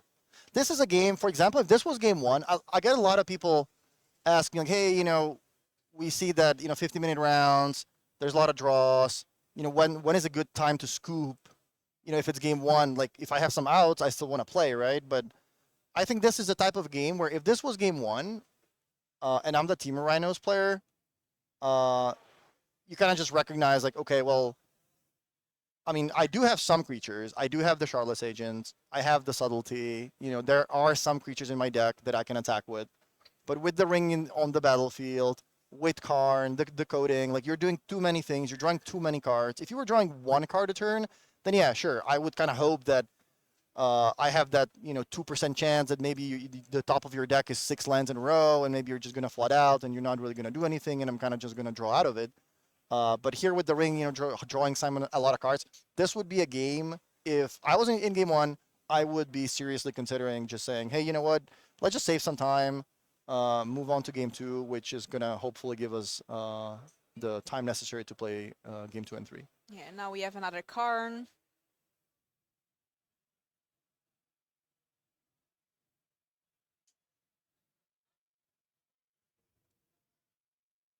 Okay, let's see what Guilherme can do. And it's not like both players are playing slow or anything. I mean, they're not playing like super fast, but they're doing things. They're just doing things that don't really affect the board. Simon's doing a lot of, like, okay, well, Karn, take something from my sideboard, kill a land. Sure, like, you know, Yeah. things are happening, but you need an actual creature to finish the game with, and yeah, that's it. What a game that we had. Like, first we had that Living End winning against the Rakdos Evoke, and now we had this mono green Tron defeating here our Rhinos player, which it has to work to be the Rhinos player and have no Rhinos in your deck. Yeah, like despite the opponent not having, you know, a chalice in play or something that would stop you from doing your thing, I think Guillermo just never found that, like, quick cascade spell for the Rhinos and kind of just played some defensive cards, but didn't really get to do anything proactive until it was too late. Yeah, and I'm going to take this time to just do a quick recall because some people are arriving now, waking up from the States and other places where it's morning now. So we are in the Grand Open Qualifier in Sofia. This is a tournament with 2 days. The format is modern. Day 1, we are having 9 rounds. Right now we're in round 4. And the top 64 or 72 players advance into day 2. And this is a really exciting tournament because the top 32 qualifies for the regional championship finals, which is going to be in Ghent. Are you excited that we are finally in the modern season? Yeah, I think modern is the most popular format. I think modern always gets big numbers. People want to watch. It's a format with a lot of decks. A lot of different decks, a lot of new fun strategies, you know, new things you can do. And yeah, I like the format. I don't play it too often, but I understand why it is the most popular format. I understand why people like it. What is your favorite format right now? If you had to choose a format, Draft. Yeah, not even close. limited. Yeah, me too. I want more limited. Maybe limited is not as fun to watch on coverage, but it's so fun to play. I love playing limited. It's my favorite format as well. Let us know what format do you think is the best, and what decks are you excited to see this weekend? As you said, there's the blue black that you saw in the top tables. Any other decks that you want to see here? I mean, I want to see the Up the Beanstalk decks, but we also understand that a lot of them are doing well. We're going to be seeing them later on for sure. The top tables do have all these, you know, 4-color Omnath and 5-color Control and Up the Beanstalk Cascade decks. So I want to see if that deck really, is going to dominate. If there is going to be, 3 or 4 copies in the top 8, or if it's going to be Ragda Scam, just doing scam things again and crushing the tournament. I just have one request. I want to see one Merfolk player in the top 8. I want to see some fishes. I love playing the deck. It's fun. There's 3 players in the whole tournament with it, so I'm hoping that they push through. And it's always very good to see the day 2 conversion of the meta, and I'm excited to see if Rakdos Evoke in particular is doing well or not, because I feel like a lot of decks are preparing against it. With things like Chalice of the Void, as you said, and there's some good cards now preparing for it. And I think this is the end of round 4. Round 5 is going to be brought to you by Skura and also Canister, and me and Martin will be back for round 6 here of LMS SOFIA.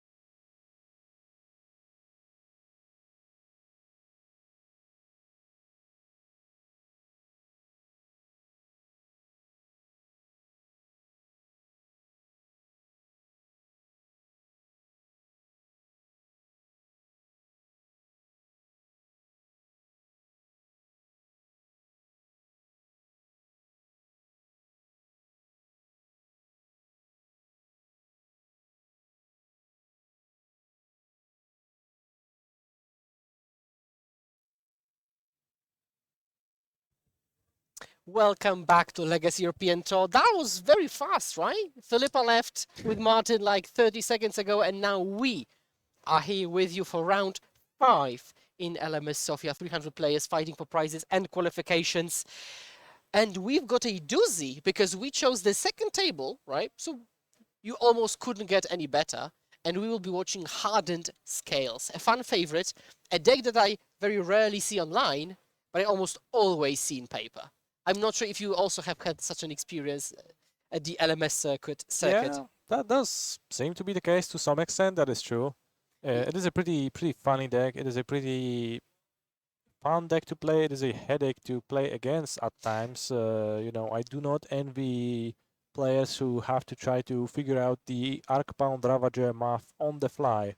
So yes, yeah, that's certainly true. And the biggest issue, if you're the opponent, is that you also have to figure it out. Not only the pilot. So if you are not skilled with scales, and the opponent and the pilot is, you are in trouble, right? yeah, Because well, there's plenty of stuff they can do. There's plenty of little tricks they can pull out, and there's even more tricks now with the Wilds of Eldraine's Agatha's Soul Cauldron, which is an excellent fit into this deck.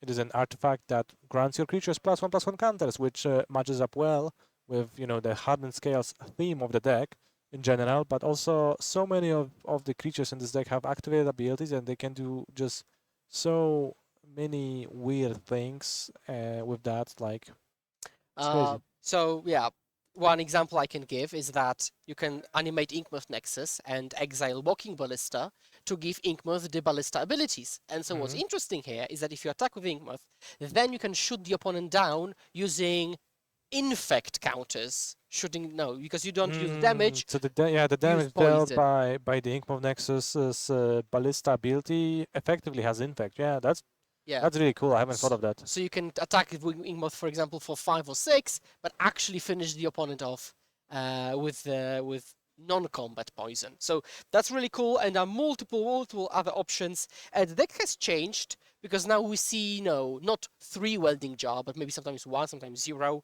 We don't see 3 or 4 Ozolith like we used to see. Now we just trim down to like 1, just to find off of Saga. Sometimes we see the Ozolith, which is the new one, green one.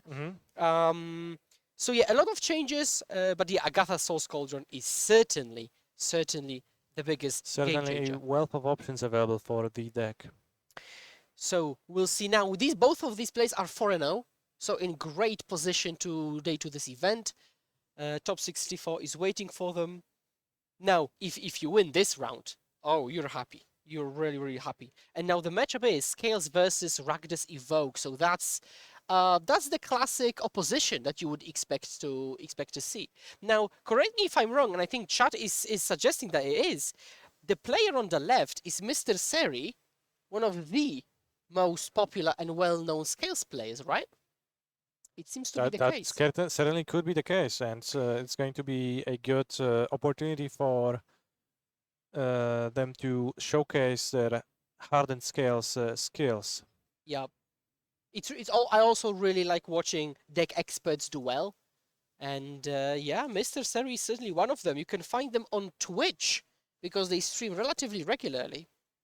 So yeah, that's a free promotion for you.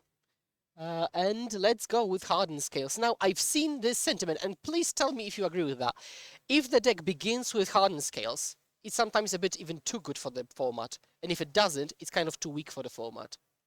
Certainly, and we see that Carrasco, is not ashamed or afraid to lead on a dinosaur hardened Scales on turn 1 with his Crack Crown pathway, I assume. Yeah, because the decks actually kind of skew into red a bit. Yeah, you just splash a little bit of mana to be able to activate Zabaz, the Glimmer Wasp. Oh, you knew the name. Nice. Yep. Okay, so now we've got Bloodstain Mana, fetch out a Swamp. Alright, a Swamp means that it is not a Ragavan. Will we see a turn 1 scam? Would be the first time on coverage. Coverage today? Certainly our coverage. Yep. But now, there are 2 big things going on for the Scales deck. 1, the hardened Scales, right? So that's already on the battlefield. And 2, Urza's Saga as a land that couldn't be taken. It's not in the hand now, but I think if you take Adegatha plus Zabaz, well, Mr. Seri is in a heavy top deck mode. Yeah, Shadow Spear alone, not the greatest. We usually put in those decks as an Urza's Saga target because at times it is very useful to fetch your Shadow Spear, grant your biggest creature lifelink, and put yourself into an unlosable position, but it is not a card that is great when you're top decking with no creatures. Yes, and we see the hallmark play, and I think we will give the opponent time to note down the cards. So next time we'll probably see like Inkmoth Nexus, just play Shadow Spear. Would you say it's reasonable to hold Shadow Spear in case you draw the Automaton? Well, to give it counters upon cast, or that's a bit too overthinking? sure. You open yourself to getting Thoughtseize if that happens, so Yeah. just you have to wait that. Depends on what your draw step yields. And it yields a Hangerback Walker Kaladesh Invention. Invention. Thank you very much. I wanted to say invocation, but that was Invocation, Amonkhet. yes. Yeah, so you see Hangerback Walker. So let's say you exile Hangerback Walker with Agatha's Soul's Cauldron. Does the creature now... So, 2 questions. Can the creature create tokens upon its death? And 2, can it grow every turn? Agatha's Soul Cauldron specifically grants your creature's ability to copy each other's activated abilities. So given that the first ability, the one that creates tokens upon death, is a triggered one, it's not going to happen. Oh. But you can put counters on your own creature by paying 1 mana and tapping it, just like Hangerback Walker does. So. Yes, thank you very much, Canister. As always, great analysis from you. Now, crucially, Agatha's Soul's Cauldron has also the first line of text, which is that you may spend mana as though it was any color to use activated abilities, which is relevant with Zabaz. Yeah. That was actually eye-opening. I have not even considered the implications of that. But Nice. notably, Maximilian exiled a Doffy Voidwalker to Grief to pitch Grief on turn 1, so no turn 2 play because of that. Doffy Voidwalker actually one of the secretly and sneakily better cards against Scales, as many of the cards have death effects. Modular is a death effect, Hangerback Walker has a death effect, so it is actually a pretty big difference. And Yeah, it shuts off all the Ravager kills because you cannot move the counters. And last but not least, when your creature dies, it gets exiled, which diminishes the power of a subsequent Agatha Soul's Cauldron. that Because is there's true. nothing to exile. What Now, is the creature next to Hangerback Walker? I think it's Walking Ballista. Has to be some kind of a new secret lair version. I think it's a Walking Ballista, yeah. But it does make sense. Walking Ballista pretty solid here. We see that Carrasco is opting to just hold up the activation of Hangerback Walker, putting 2 more counters end of turn. Maybe he's gonna try to block Grief if Grief attacks. So I think the Scales deck kind of approaches this like I want to play the long game. So he wants to amass the counters, amass the creatures, and just get the bigger board, and just play everything they can from the top. And with 3 lands, that's trivially easy. Yep. Um, Also, like if you make your Hangerback Walker a 4/4 here, like you can equip a Shadow Spear onto it, and suddenly it's a 5/5 lifelinker. so Well, no more, I guess. Shadow Spear is gone. let's assume another interesting case in this particular matchup. So let's say I've got Agatha Soul's Cauldron on the battlefield, and then my opponent wants to Grief Scam me. Is it disruptible or not? Yeah, Agatha's Soul Cauldron has the ability to exile a creature from a card, even from any graveyard. So it can serve as a slower version of Unlicensed, I guess. Yep, exactly. So not only does it enable a whole another layer of options for the deck, it's also a disruption piece. I myself have played against Scales, and I got my Thassa's Oracle exiled with Agatha's Soul Cauldron. Oh, that's painful. And then it's like, and I couldn't win the third game. So yeah, that was game ending. Seasoned Pyromancer, a card we haven't seen in a long time. It seems most players play like 4 Fable, then finish the suite with, let's say, 1 to 2 Bloodmoons. Haven't seen Pyromancer in a long time.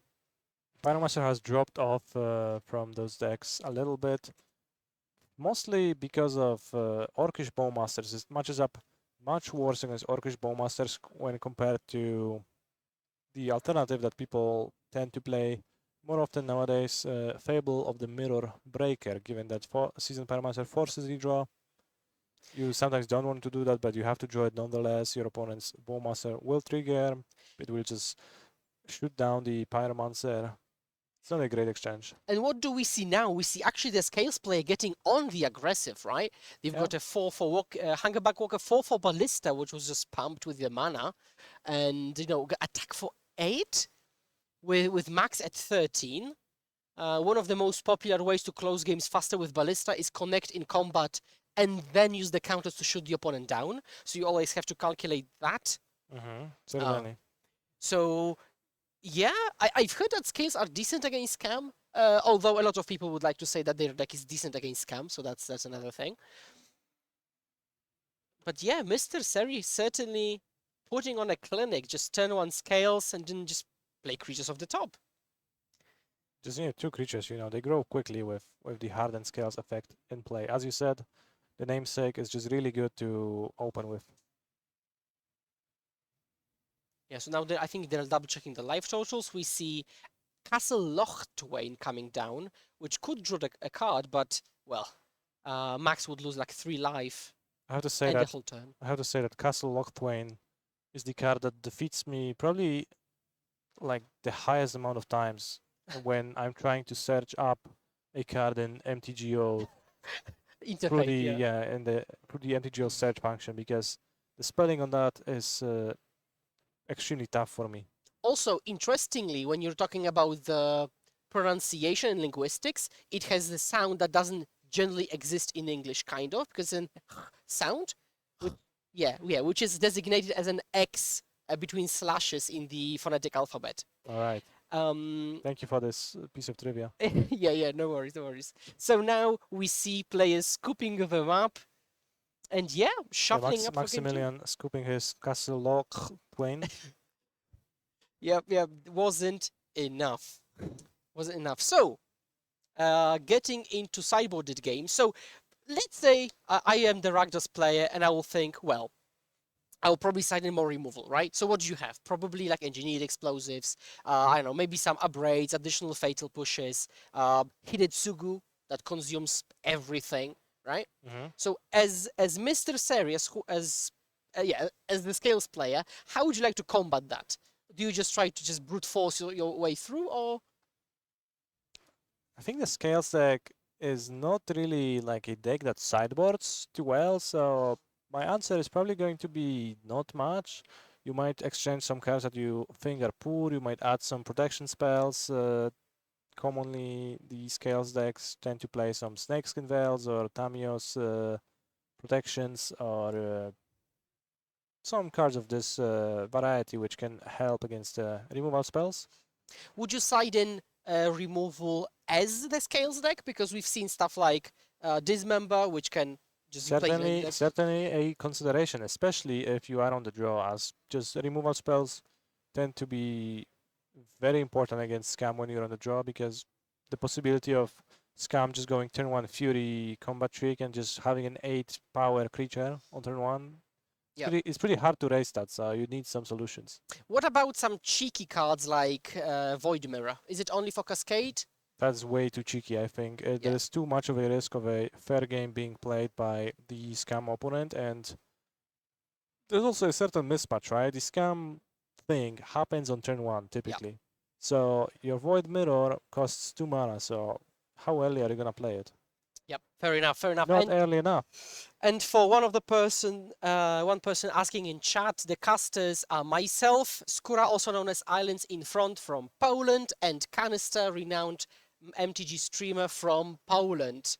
Welcome to round 5, LMS SOFIA, 300 players playing for prizes, for flights, for qualifications, and this is our 4-0 table battling it out. Yep. So yeah, now we see them just pile counting. Juan's already ready. Yeah, as you said, I think I expect some light sideboarding, so some, let's say, 1 to 2 copies of protection, 1 to 2 copies of removal, and just call it a day. Mhm. Don't overthink it too much. Also, you cannot water the deck down too much. Yeah, the synergies are important. You need to draw, some scales effects. You need to draw maybe the Ozolith, and then you need to just not make your deck terrible. That just have to keep that in mind. Do not sabotage yourself when sideboarding. It's a pretty good strategy oftentimes Yeah, when playing more linear decks. I think sometimes players just try to play control deck sometimes because they decide in everything they could to combat what the opponent's doing, and then you're left with a bunch of removal spells and not progressing your own game plan. Yep. So yeah, shuffling it up, and let's hope both players keep sevens and we get a proper game here. Let's go. Also, crucially, just to point this out, Mr. Seri won through Griefscam. That was pretty impressive. Like Urza's Saga can often do that, but there was no Saga involved this time. So But there is in hand, I think, Forest Saga, Automaton. Talk to me about the Automaton, right? It's just an innocuous creature, but it sees play in this deck pretty heavily. it's pretty solid. It's the Ward 2 ability is just actually a lot. It's not trivial to kill it. You have to pay up. Like, it does cost a lot of mana. So in the meantime, it grows. Especially if you have a hardened scales effect, it just gets +2 counters per every artifact you cast. So suddenly it can become a 5/5 or even a 7/7, and that's a pretty formidable threat that cannot be ignored. So Yeah, and even in the presence of free mana spells, free spells, if the opponent is tapped out, they can't solitude it because they would have to pay 2. So you actually know you're safe, like actually safe. Yes. On It's a top pretty good way to catch up on the draw too. So like your threat doesn't get just tempoed by a Ren and removal Sig, spell right? for 1 or 2 mana, or Ren and 6. Yeah. Yeah, exactly. On top of that, if you use it with Agatha's Soul's Cauldron, you've got a nigh unkillable creature with these additional options to scale. Now we see a That's true. Fury turn 1. So why would you do that instead of waiting and trying to punish the opponent for deploying more creatures. It's simple. It's because you want to attack for 8 damage on turn 2. That's That's a good that argument. is a lot of damage. So you don't want to give up that opportunity lightly. And That's as we see, Carrasco just deploying scales, which essentially doesn't do anything just now. Some players might say it's literally Hogak. You've Yeah, got 8 literally power. Hogak. Yeah, turn 1. Now, Hogak never got into play on turn 1, right? That was like downright impossible. There was no line of play that would allow for that. And Fury just routinely gets turn and attacks for 8 on turn 2. so now Hogak has nothing on Fury. I assume now you'd really like Hungerback Walker to have like 3 blocks, right? Yeah, that would be great. But because now you wouldn't really want to cash in your creature for it. Mm-hmm. Again, turn 1 Fury, secretly, potentially even more powerful sequence than a Grief turn 1. Especially on the play. Yeah, especially on But, play. One saving grace for Carrasco here is that Maximilian did not make his second land drop, which means that... And Carrasco didn't block. So Yeah. But there is no second land drop and there is no follow-up, so that's solid. are you risking with an attack? Because you can attack, make a token to block and get it fatal pushed, for example. Are you risking that? Or Doesn't really seem worthwhile. yeah, the attack is just for 1 now. Carrasco really needs a way to put multiple bodies on the battlefield or a way to convert the blocked bodies. Mm-hmm. For example, block each to Ravager or something like that. Yes, or make the automaton big enough. There is a Tamio safekeeping, so he could play a 2-drop hold up safekeeping Mm-hmm. and just save a creature from combat. Sure. Because there are multiple options there. Depends how risky we want to get. So next turn, supposing Mr. Seri survives, you can find something off of Urza's Saga. What would you find, do you think?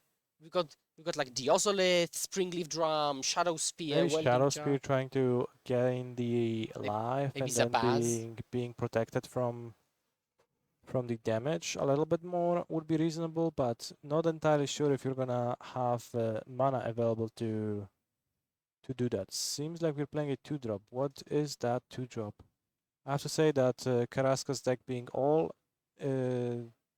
invocations, Yeah. incantations, or any other variations of cards does not make it easy to follow. Okay, now 3/3 Automaton, 2/2 Ravager, hold up Tamio's safekeeping. So, what about double block your Fury? That does not... like, that's something you could do. I'm not sure what that achieves besides losing both creatures, though. Right, but the opponent loses the Fury, right? And you've got Tamio's safekeeping. Yeah. Well, if you use the safekeeping, yes, granted. Provided you use the safekeeping. That would be the case. Because the only thing you're worried about is the Fury. Now you're at 4, so you're still vulnerable to some other random stuff, unfortunately. Bowmaster won't probably kill your creatures that well. Mm-hmm. You don't draw cards though, so you probably won't get additionally pinged. Yep. So finally, a second land for Maximilian. What is gonna be the play? Just an attack. Single block. Tamio. Tamio's Okay, and safekeeping. the moment he ensures this happens, then we can move the counters pretty safely. Mm-hmm. The ward ability also is gonna be pretty useful. He also gains life. Yep. Just 2 life, sure, why not? It's um, relevant, especially against the wicked roll Yeah. post 1 point of life loss. oh, he just says, okay, just soak it up. Makes sense. Like, it is possible that Maximilian has more copies of protection spells in his hand, so Or another option, maybe Mr. Seri just wants to kill him. yeah, exactly. That's why you just wouldn't want to play into that and just spend your Ravager on something better, like actually winning the game. And so let's see if from a seemingly innocuous position, 5 power on the battlefield, we can actually muster up a 20 damage hit. So and we with the float Ozolith, with Urza's Saga. yeah, if you find the Ozolith, because, okay, so the Ozolith gets counters when a creature leaves the battlefield. Mhm. Ravager moves the counter from itself to another creature when it dies. So what happens if Ravage dies and there is Ozolith on the battlefield? Moving counters is actually rules-wise, a term for putting new counters equal to the same amount of counters that was on the previous object. So both the Ozolith and the target creature are going to receive the proper amount of counters. They just kind of double out of thin air, even though flavorfully you would think it's literally the Ravager being arcbound and then parts of it moving onto the new artifact creature, but unfortunately this is where we have to suspend our disbelief and realize that after all we're playing a card game with thousands of cards that all need to interact with each other, and it's just not always going to be Yep. fully representative of how the duel between two mages we would imagine to look like. So now we see Springleaf Drum found, and as a Saga player myself, I know that when Springleaf Drum is found, it doesn't mean anything good for the opponent because it means you want velocity, you've got all the tools you probably need, so you just want to unload. Yep. And unloading we'll probably see in just a bit. Is that a walking ballista? One mana was tapped, so I think it might be like Arcbound Worker or something. No, there was the floating Saga. Oh, mana floating mana. Okay, you're right. And Hangback Walker, which is, even if Mr. Seri doesn't win, he certainly doesn't die. There is no trample, there is no Timur Battle Rage. You could see, yeah, that Carrasco just already readied up himself in the chair, so that means trouble for Maximilian, whose body language is more calm and just awaiting his fate at this point, I have to assume, because there is a saying about Harten scales that if you have to do the math, then that means that you probably are just dead. Yep. Now, Orcish Bowmasters could block twice, but there's probably still some trouble coming, and you could probably shoot down the Bowmaster creatures and deal tons of damage. So if you are the Scales player and you're about to win a game on the draw against turn 1 Fury, I think you can feel pretty good about your deck choice for this weekend. Yeah, that's honestly like pretty impressive. Although, of course, Scam is prone to scamming in Elemental on turn 1, then missing its second land drop, or not following it up. The scariest Scam draws are not like just the Scam, it's when Scam gets followed by literally anything, and that becomes terrifying. Yes, if that Grief is followed by an Orcish Bowmaster or by Buffy Voidwalker, and then by Fable of the Mirror Breaker, that's just so hard to recover from because the tempo hit is so rough, and those follow-up threats are going to destroy you. And I think we've got a Ballista kill because you can shoot down the blockers, attack in, and then shoot the opponent down for the kill. So the Ballista goes to 11 counters. Yeah, kill of the blockers, attack you for 7. Oh, and 7 plus 11, that's not 19, right? 7, 11, yeah. That means that Maximilian gets to live for a turn, but what kind of life is that? Walking Ballista can shoot down the Fury. Carrasco would go to 4 life, which actually means that there is some like vague outs that like Bowmaster Bolt. Yeah, Bowmaster Bolt or like Dash Ragavan Bolt. Probably Ragavan not in the deck possible. It's pretty hard to get a hit against Hardened Scales, but what we see is actually 2 copies of Cast into the Fire in Maximilian's hand, which means that Ward on the Automaton proves to be extremely powerful. Yeah, Cast into the Fire, and just shakes the hand. Mr. Seri takes down a game against turn 1 Grief game 1 and turn 1 Fury game 2. Wow. Even though he was on the draw this game. No removal. Yeah, and there was 3 removal spells for the Automaton, but none of them could touch it because of the Ward ability. Really strong showing of the Automaton card. You have been mentioning it previously and saying how the Ward ability could be useful, and I also, as I said, a great tool to break the serve on the draw, right? When your opponent is just not able to cleanly remove the creature and keep attacking, you get to steal back the play. And now we see Daniel Cataneo with Amulet Titan fighting against Team Paplevski on Rakdos Evoke. Yeah, so now we see Ragavan, probably a Shaman token, and orc mass probably with 2 counters. Those tokens could represent anything at this point. Given the presence of the Fable of the Mirror Breaker, I would imagine it is Goblin Shaman, although it does not look neither like a goblin nor like a shaman. Yeah. So now, so which turn? Okay, so the One Ring is on the battlefield. It seems. My interpretation of this board state, which could be incorrect, is that the One Ring has been exiled from the Ragavan hit, This is possible. as that seems like the one reasonable way for this game to play out this way. Which would be Yeah. really rough, because then that means that team gets to deploy the One Ring using the treasures. Is he gonna do that? Oh, Seems like Yep. it. yeah. So now we see what's happening. Tim, turn 3, Ragavan on the battlefield, Goblin Shaman, Fable going. Nope, that's a hard Oh. cast grief to get rid of the other One Ring from Ooh, the hand okay. of Daniel. It also adds more pressure because now it's 3+2+2.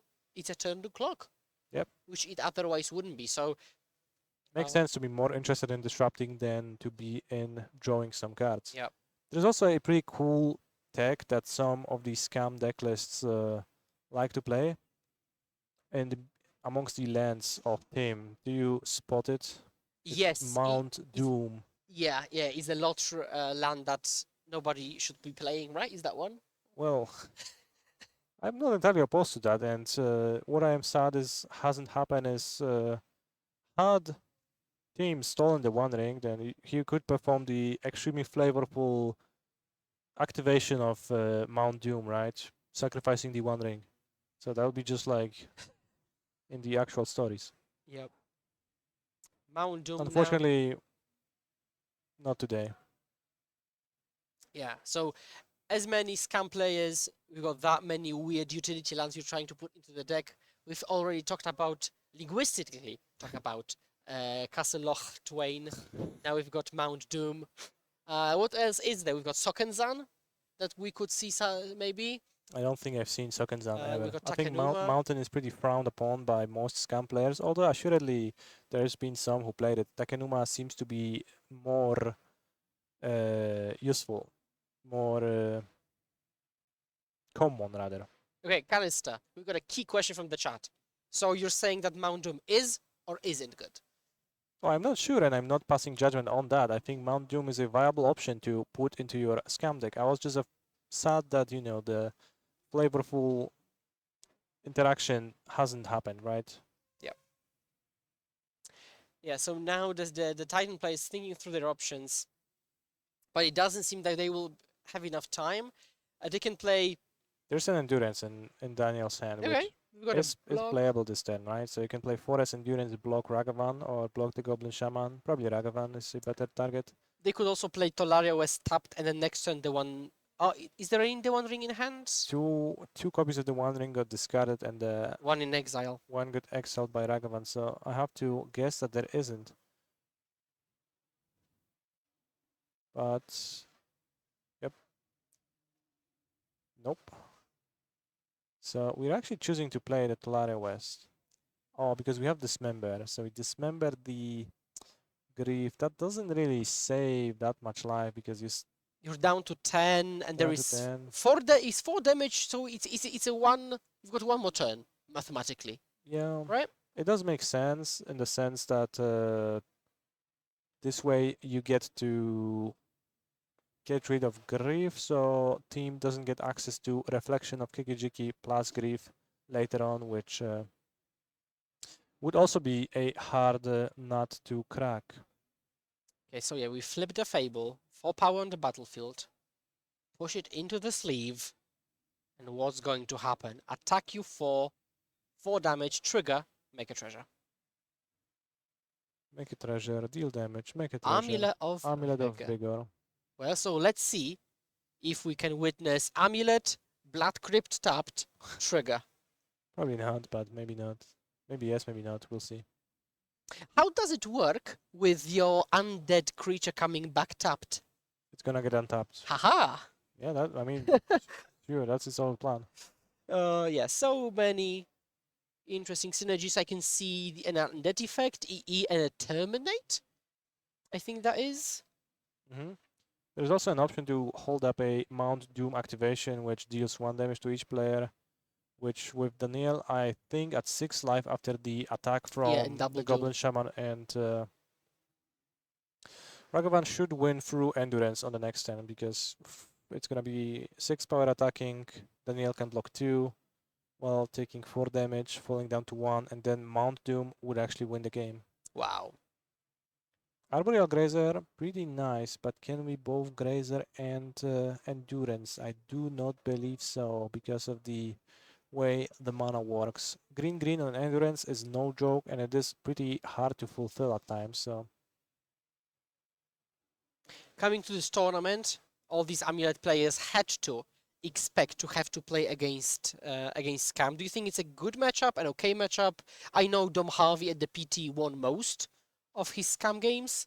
I think the consensus amongst the greater public is that the matchup is favorable for Scam, and I think it is provided that Scam plays a solid amount of Blood Moons, but in general, there's lots of play that Amulet has, and the One Ring honestly can be very good against them, stopping them right in their tracks, not letting them attack you, drawing you towards your Amulet combo, and then you can just simply win with Amulets and Primeval Titans. So I haven't been too worried about playing against Scam. Yep, and we scooped them up, but it was actually game 2, so Tim is actually evening things up. So we Yep. will see a game 3 where Amulet is on the play. I remember that there was a moment when there was like the absolute peak of Scam's popularity, although we could argue that this is also now. And Ragdas Evoke players stopped playing main deck Blood Moon at all because it's the worst card in the mirror. So in order to increase your chances, you drop the Blood Moons, which then in turn allowed cards, decks like Amulet to be brought back. Exactly, there is a dynamic like that which happens every now and then when a deck becomes too strong and sort of cannibalizes on its own metagame share. Then this is where other decks can peek out of the shadow, peek out from the shadows, and try to reclaim their spot in the metagame. There is also some notable differences that can happen play draw depending in the matchup. I'm not sure what is gonna be Daniel's strategy. But notably, Urza's Saga is much better on the play when you get to fetch an amulet before Blood Moon gets rid of that. But now we switch to The new main table. Yep. We've got Dimir Control. It's probably the blue-black ring variation, but that shall we'll wait until we can see that. And we've got Ragnas Evoke, Rodrigo, Void Counter, and with that Void Walker could draw 3 cards, but it gets sternly scolded. Yep. And Ragavan.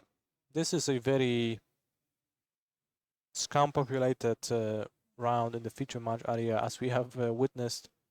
We are witnessing the third match where one of the players is on Ragdos. Yep. What I can tell you from the back end that we figured out is that around 8-9% of the metagame is scam. 8 to 9. Around, yeah. Because it's 32 copies out of not exactly 300 players. That is a hefty amount, but could have been heftier, I guess I would say. Yeah. Now, Land number 4 and the One Ring. The One Ring is just so good against Scam. For the most part, I guess. Unless your opponent currently controls Orcish Bowmasters, then I guess that claim is no longer true, but right now it is. Right now it is, and in a position like that, you just gonna get to draw so many cards from the ring, and probably Andrea is going to not have too much trouble stabilizing and winning this game from this position, although we will see. yeah, there was this subtlety which has a similar dynamic to what we saw in Jendrik's deck, where you gas up on cards and then you can use the free interaction pretty freely, but subtlety doesn't hit enchantment, so that's a bit annoying there. But I suspect domination coming soon. Well, we need to draw a black source, which is certainly possible, and then domination could be cast by Andrea. Draw. Okay. Yeah. We managed. That is a black source. There is another one ring. You could go like Damnation, Preordain. You could go start with Preordain to get the most info you could. You could consider something more cheeky like Preordain, play Murktide Regent, make them overextend and then Damnation. Yeah, then you could damnate your own Merced Legion, which is kind of sad, but possible. One thing to remember, though, is that Rodrigo Vincente has Not Dead After All in his hand, which would let this Ragavan come back after the damnation. That probably severely weakens the impact of the sweeper. That, as we see, it means that Andrea just chooses to pass. I just pass. Okay, so we've got so if we don't have Preordain, we don't have nothing main phase. Holding up Subtlety, holding up Drown. Yeah, hardcast subtlety pretty solid. If provided there's gonna be a target, a Fotsies is a good way to combat that from Vincente. Okay, so let's see. Also, players are 1-1 in this match. So this is the decider between them. 17 minutes left in the round. Drown in the lock on Ragavan. Now, will we see a trick to make Ragavan undead? We will. Okay. Ragavan was not dead after all, and it comes back with a wicked roll. Andrea at a relatively healthy 13. Yep, that's still plenty of life to pay for your one ring. There is a bolt in hand, so that's something that's worth remembering. Thought sees you. Drop down to 16. Let's see what you've got. I'm not sure there is anything you want to deploy in response. You can't really subtlety it, so I just have to let it happen. The hand is not so great in this very moment for Andrea, but there's 3 fresh cards coming from the one ring and the 4th one from the draw step, and there's also gonna be an extra tapped Watery Grave fetched end of turn, I have to assume, which will provide the second black for Damnation painlessly. So a lot of options for Rodrigo to choose from. So Rodrigo has a bolt and an unknown. What would you take? You are in Rodrigo's shoes. One thing you could do is take the second copy of the One Ring and try to make Andrea take a lot of damage from the One Ring and try to win with burn damage. That's probably the best strategy you have. Oh, there was a K command in hand as well. So we choose to remove the blocker in the form of Murktide Regent. I don't know why I said it like this. Because I think that's because of Kassen Lachtwen. Yeah, the last one got me. So would you play a bit more greedily and try to dominate the board with the flipped Fable? Well, first I would like take my draw step and see 4 new cards, and then I would probably think about what to do. Seems like we're not fetching end of turn, not interested in getting a tapped Watery Grave. I have to assume there is like at least 2 copies of those in the deck, but maybe But not. maybe they're playing, what's the name? Sunken Ruins? Sunken Hollow. Sunken Hollow. That's the card, yeah. So maybe they play Sure. Sunken Hollow. Which, to be fair, they could have just fetched Watery Grave and any subsequent fetch could then find Sunken Hollow. Yes, so that explanation is flimsy at best. So yeah, Sunken Hollow is a card that enters the battlefield untapped. If you already control a bunch of basics and control a bunch of basics. And by a bunch, we mean 2 copies. Specifically 2, yes. Yep, there it is. You're damn. You're great at calling out like those little subtle factors like that. Very good call, Philip. Thank you very much. I appreciate it, Canister. And so we see Fatal Push, Shieldred's Edict, Domination.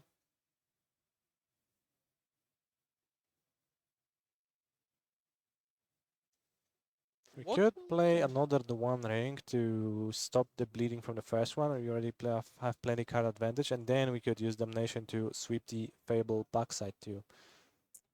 Yep. Damnation. The One Ring comes down with the Mhm. protection trigger. You will also lose less life later. Yep. You'll also draw fewer cards, but you've got the emergency fatal push. And just pass the turn, not drawing immediately. Interestingly, not interested enough in making a land drop to cast a preordain, yet interested enough in fetching at the main at sorcery speed to fetch the Sunken Hollow. It was probably, just to show it off then. Yeah, now we see an attack, and even though the damage won't connect, To we get a validate treasure. your Sunken Hollow claim. That honestly fit perfectly. Croxa. Ooh. So there's the Okay. ring protection, but Croxa doesn't target, and it is life loss and not damage, I believe. Let's pull up Croxa, Titan of Death's Hunger. Yep, let's find it. And in the meantime, thank you very much for your kind words, Captain Duke Horza. Let's see what Croxa has to say. Seems Now, not much because it is being put on the top or bottom of Rodrigo's library. and top. the top has been chosen. And so still, Lightning Bolt, Collagen's command in hand. We've got 3 treasures and a land on tap, so we could do anything, everything. Mhm. Both Lightning Bolt, K command. And now Andrea didn't tap the One Ring with the end step, so he decided not to be on 9 life. Just valuing his life total pretty highly. Pretty highly right now, yeah. I mean, he's got a full grip, so he thought it's better. So you're probably going to see Domination right now, I have to imagine. Kinda scary if there is a not dead after all to save the Fable of the Mirror Breaker. We do know there isn't one, but of course, there's always what comes through your mind when you're playing against Scam and they just have some cards that they're not been spending for the past few turns. There is always that possibility that it contains a certain amount of those combat tricks, so always something you have to think about. So Andrea carefully considering his options, whether to dominate or not to dominate.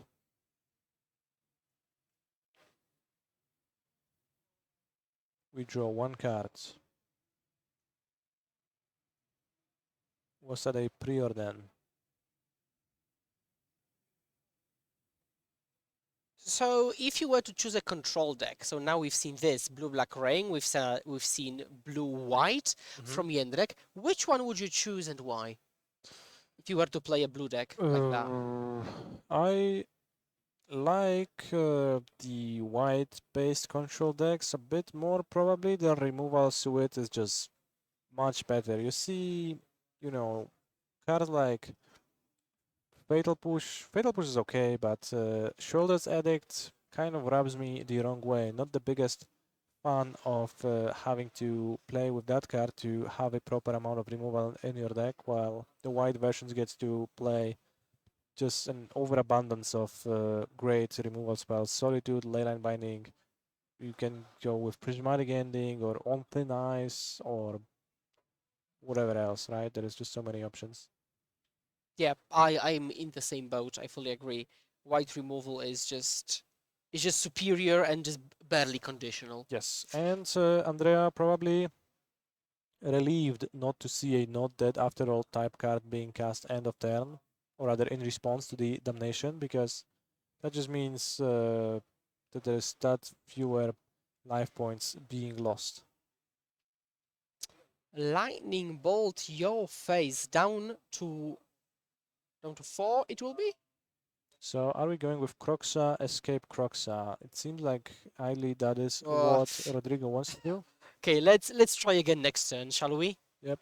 But now the thing is that Andrea has bought himself plenty of time because he know what Rodrigo is redrawing, but that 1 card in hand still remains a mystery from Andrea's perspective.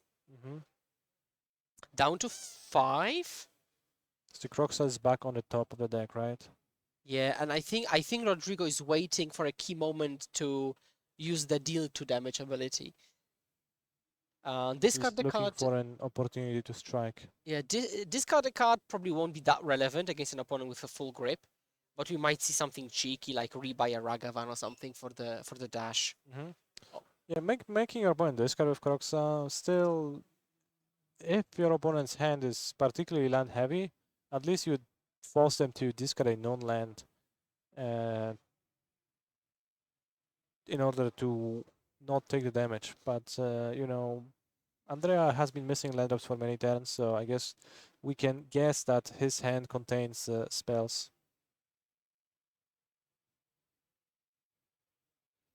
Okay, counting what's in the graveyard, going through everything, double checking. If there aren't any flashback cards, Mm-hmm. and we'll see what we decide to do. We've got 8 minutes in the round, so while thinking is great and good, we can't, like, yeah, compared to, for example, to what Jędrek was doing, was playing overly fast, one could say. And here we're a bit more methodological. Yes, there's gonna be 16 damage that Andrea needs to deal after he stabilized the game, which probably shouldn't be too hard. Yep, draw Crocs, Oh, start look, playing Rodrigo Crocs. happens to draw a Croxa once again. Yep. And then oh, Snapcaster Mage? Out of all the options I could guess, I mean, it doesn't really make sense. Some Oh. Mage into Oh, it subtlety does, would be okay. great, but Yeah. Yeah, I think it is Snapcaster Mage. Snapcaster Mage into Drown It. Now, it accomplishes kind of something? yeah, I mean, you have the Snapcaster Mage instead of discarding it, which seems advantageous, I guess. Croxa can escape if Rodrigo is willing to sacrifice the treasures. But instead passes, doesn't want to commit 3 treasures. That is too many treasures for him. And Andrea goes to 4 life. Yeah, Basically, like Drown should be exiled. We will yeah, know that, yeah. should be drowned. 2 copies of Orcish Bowmasters. That does a start towards dealing damage, but you know, 4 life, 2 counters on the ring. Is there any counter magic in Andrea's hand, or are we actually going to see Andrea getting burned out by this Kolaghan's command? And I really It's appreciate just 4 black cards. Damn. Rodrigo's patience paying off, right? He's been waiting on it, not giving away any signs, poker facing the whole game. Yeah, he gets to play Croxa too to create another diversion that just makes it a little bit harder for Andrea, and maybe, like, you know, fishes out a counter spell. So, you know, we put a Croxa on the stack. It's probably gonna just resolve, discard like a fatal push or a Shieldred's Edict and get fatal pushed. But that is not important. If the Kolaghan's command is cast and deals the last 2 damage, then the 1 ring, it's gonna bring Andrea down to 2. Yeah. Is there any source of life gain that Andrea could draw into with the Yeah. rings trigger on the stack? Oh, in terms of the trick on the stack, no. There is Shieldred probably in the deck, but that doesn't help. Oh, There's way maybe too self Cling to Dust or something? Cling to Dust would be excellent, yeah. Also a Croxa solution if it comes to that.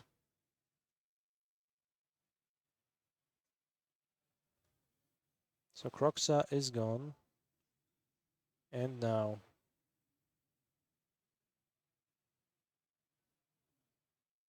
go to 2 life. Alright. We're not casting the Kolaghan's command yet with the treasures. Instead, alright. We're doing it now, which I'm not sure where are we exactly, what phase of the game, but it seems like after the draw step, but still, Wow. Andrea did not draw any Oh, after, and the shoulder was no. so close, but the Kolaghan's command deals last 2 damage and burns Andrea. Even though No Andrea way. seemingly was in a dominating position in the game, he was burned out by the combination of burn spells, the persistence of Croxa, and just...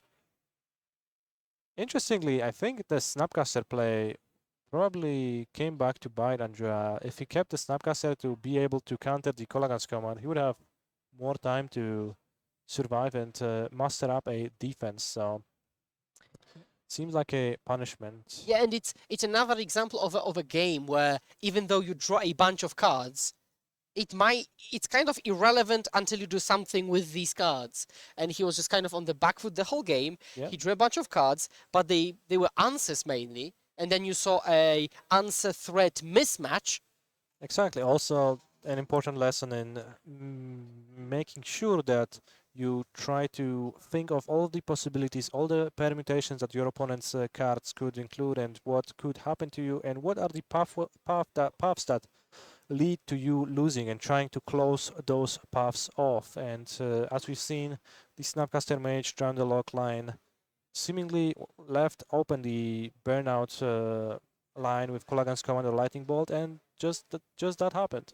And much to the scam players' credit, they knew exactly what their plan was. They held onto the bolt, fired it off, then held onto this Kulagan's command for like 6 turns, and they knew exactly what they wanted to do with the Croxa. They Yeah. weren't trying to fish out a Fable or something. They knew exactly what they wanted to do. And actually, the round isn't over yet. We're watching our backup, which is Amulet versus Rakdos, and the game is going, and I see Primeval Titan with 6 counters in the red zone. I have assumed it's a void counter.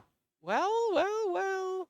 Although, given that Daniel seemed to just untapped on this battlefield with 2 Blood Moons and is now trying to draw 3 cards with the One Ring, This have is to a assume that weird position. the Titan is not in play. Yeah, so this might be a weird, very close to the battlefield void counter. Double Blood Moon, Dotty Void Walker. The One Ring going, and we've got 4 basic forests, so we can easily play Primeval Titan still. Yeah, the issue is that with Daniel at 2 life and with the One Ring at 3 counters and with those creatures being lethal and with Yeah. 2 copies of the Blood Moon and with probably some more obstacles that we are not even thinking of right now, it's not gonna be easy. Yeah, it probably is. I think we tuned in to tune out in just a moment anyways. Rakdos Evoke, Amulet Titan. Daniel going through his options. There is, an option to use Expedition Map, grab a Boseiju who endures, but who's gonna endure the second Blood Moon? Doesn't seem like there is a candidate. A Primeval Titan can fetch 2 mountains, or maybe a forest if there is an extra copy in Daniel's deck, but probably not. If we were able to break the Blood Moons, then there is a cool line that helps with survival. Sometimes, when you're playing Amulet and you are at risk of dying to your own the One Ring, what you can do is you can use Mycosynth Gardens to copy your One Ring, and then that means that you get to Legend Rule the original and be fine. Okay, yeah, that's a nice. Again, nice. like that doesn't work through Blood Moon. Blood Moon makes Yeah. makes it just a mountain, and Doppy Voidwalker is, still there. Yeah, we've got Dryad now. They're pointing to the One Ring. I have a One Ring in play. Okay. 2 minutes.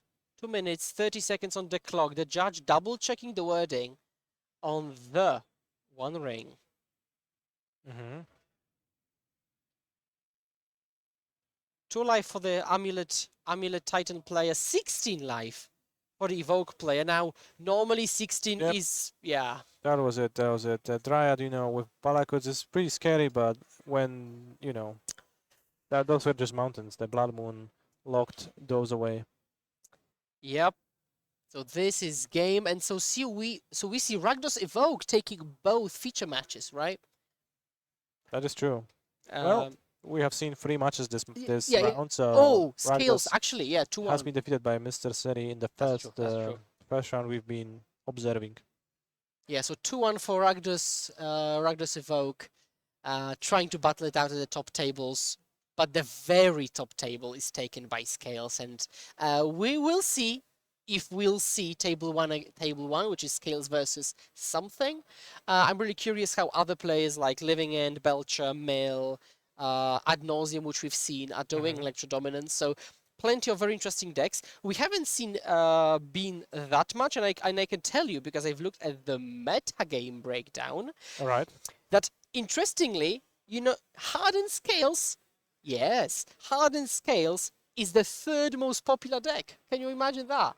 That Third actually most. surprises me a great amount. It It's does not. a great It amount. is not something I would bet on, tied with Timur Rhinos for popularity, but yeah, it seems like your claims of Scales being a popular paper deck seem to be well founded. Yeah, and then 4-color Omnath is down at 3.5%. So maybe. Well, you know, there's like some Oh, trickery elementals in below. there with Focal Omnath and Focal Elementals being fairly similar decks in their Yeah, nature, so that similarly would to be 5-color Omnath five. and So that's 6-ish%, and then we've got 4-color control. Okay, so probably amounts to like 7-8 then total, which would yeah, make it, let's say, the second most popular deck, which then matches our prediction probably, right? Rakdos Evoke, 4-color, up the beanstalk, and then the rest of the field. there's plenty of bean there. Oh, I like this comment. So what do you think of this comment in chat? Scales is the new hammer. Very catchy. It is catchy. Is it true? I don't know. Fair enough. Fair enough. We see Amulet Titan also represented in the left column. Mono black coffers alongside Tron as the go over the ramp deck. Boros Burn, Rhinos, Domain Zoo. Hammer just 1.4%. That's Used to be such a popular deck, right? At times it was like the most popular deck on Magic Online even, or like a force to be reckoned with. Nowadays just has fallen from its top tier position into the depths of tier 2 at best. Now I will point out something I always like pointing out when we watch Modern, which is the other category. So even though we already have decks like Jeskai Breach, Naya Scapeshift actually listed separately, we still have got 23% of other decks. So if you actually combine these, again, random one of decks, you probably have like 25 or 1/3 of the field could even be just, something you wouldn't really prepare for. That's Modern, right? Yeah, that's what it is. You sit down to your modern round, and your opponent pulls out their older deck, and you pull out your own older deck. I guess most likely, given the if you have to pick a specific deck, it's most likely older too. So Yeah, exactly. Like yesterday, I played with Breach against Gift Storm, and I said, well, how could I prepare for Gift Storm? But then actually, how could they prepare for Station Breach? So yeah, we got just two not really popular decks battling off against each other. But this generates, I think, the most interesting games because you're kind of out of your comfort zone. You cannot pre-plan the openings as well, the way they do in chess. And you probably should in the popular matchups. You can plan out, okay, what do the games against Rakdos Scam look like, roughly. You can learn, you can prepare. Grinding Station against Gift Storm, much less so, right? So it really stresses players' abilities to think of valid sideboard plans and approaches on the fly, which is a skill, one of the hardest skills in Magic, in my view. yeah, and also it takes you out of your comfort zone when it comes to keep smalls and crucially sideboarding. Because like while you could do your homework and actually prepare your sideboard guide and in and out, here that's not really an option. You have to actually make your proper decisions. Thank you very much for watching. This was round 5 of LMS SOFIA, 300 players playing for prizes and qualifications, the bragging rights. I've been Skura, this is Canister, and we'll see you round 6.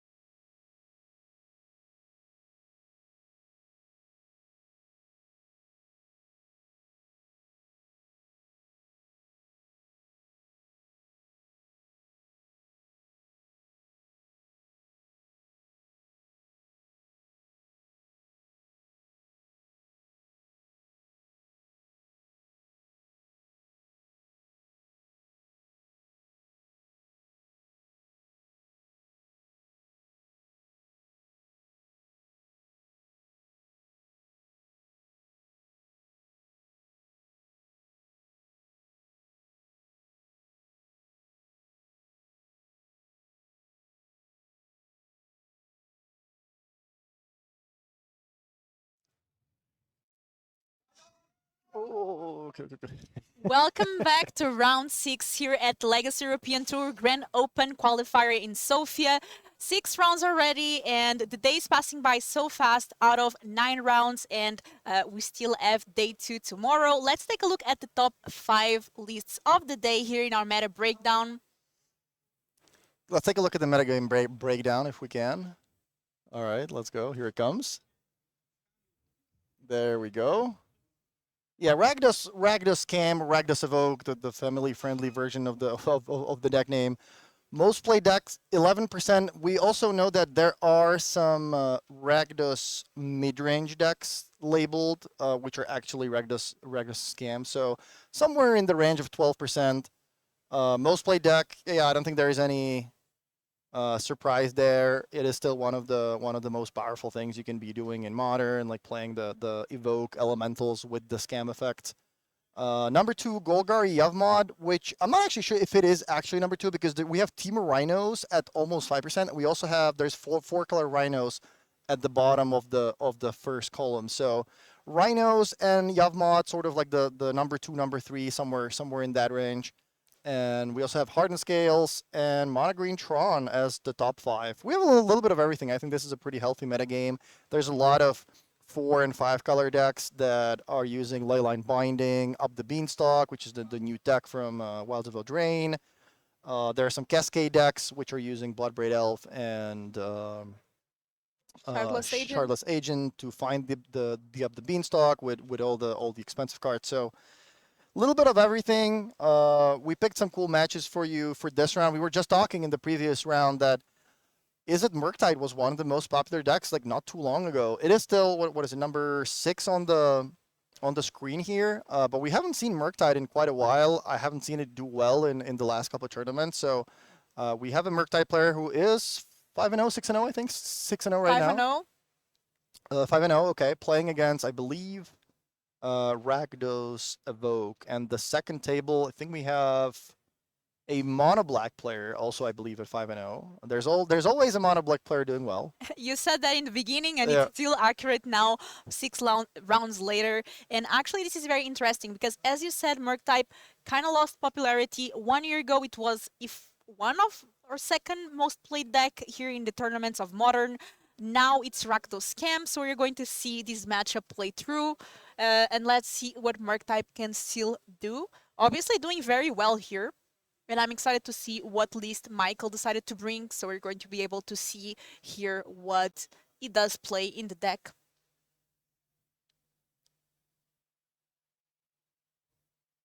Why do you think the Murktide lost a bit popularity? We saw some like Demi-Leash versions and everything, but then... I think it's a very fair deck. When it comes to Modern, you can do, pretty crazy things. You can, the One Ring, Tron gets 7 mana on turn 3. There's all these combo decks living and getting, 6 creatures out of the graveyard on turn 3. When I'm looking at Murktide, it's just too fair of a deck. Also, I think Ragavan is a big part of the deck, and Fury and Red and 6 are 2 of the most played cards in the format. So it doesn't really connect all that often, or not as much as I would like. So yeah. Speaking of most played cards in the format, we see Ragavan on both sides. That's still the favorite 1-drop for our players here. And a beta Lightning Bolt there for Michael. That is pretty cool to see. So the Ragavan connects. There's a treasure. Yeah, I mean that's like a night and day. Connecting with Ragavan on turn 1. On turn 2 is a lot of a different game than if your Ragavan just dies right away. Also with Orcish Bowmaster now in the format, just Ragavan and trying to connect with it it's just quite an uphill battle sometimes. Yeah, I feel like before it was always Bolt the Bird, and now it's always Bolt the Monkey. Yeah. Does anyone really play Birds of Paradise? It's only really Yavmod, right? Yeah, there's no more like elves or those kinds of decks. They just die to Ren and 6 and Fury and Bowmaster. I would be interested to see what a format without Fury would look like, because then a lot of these creature decks would be back on the menu. Yeah, it would be kind of weird to have all the evoke elementals and like Force of Negation in modern, but not the red one. Like Fury would be the only one that would be, you know, maybe banned. But I think it could be good for the format. Scam would maybe not be a deck because I don't know if you could justify running all the scam cards with just Grieve. But Fury, you know, not being in the format, that would certainly open up the possibility of all these aggro decks, Birds of Paradise decks, Land of Worlds decks, possibly still. You know, being a Bowmaster thing. also a card that really punishes these decks, Yeah, it is. especially the 1/1s, the elves. Yeah. And we have a Voidwalker in Marco's side. This card is shown to be so strong over and over again in this deck.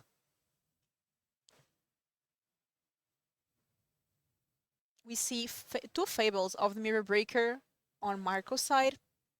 Yeah, this is one of the like most fair matchups we can actually see today. Despite Scam, you know, obviously being sort of an unfair deck on the first turn, if you do get the Scam piece with the Evoke Elemental in your opening hand, then you are doing some unfair things. But if the game goes longer, you're using cards like Fable of the Mirror Breaker, some of the typical mid-range cards, Thoughtseize, Terminate, you know, that kind of stuff. And Murktide is pretty much the same thing, right? They do have some explosive power thanks to like Ragavan connecting, you know, making treasures, having some extra mana. But mostly the deck is also kind of fair, playing cards like Counterspell, Expressive Iteration, getting some triggers from Dragon's Rage Channeler, and you know, stuff like that. But mostly it is a fair deck. We see that Thoughtseize resolved there, taking care of that counterspell, but we still have Ragavan and a Subtlety land and one land.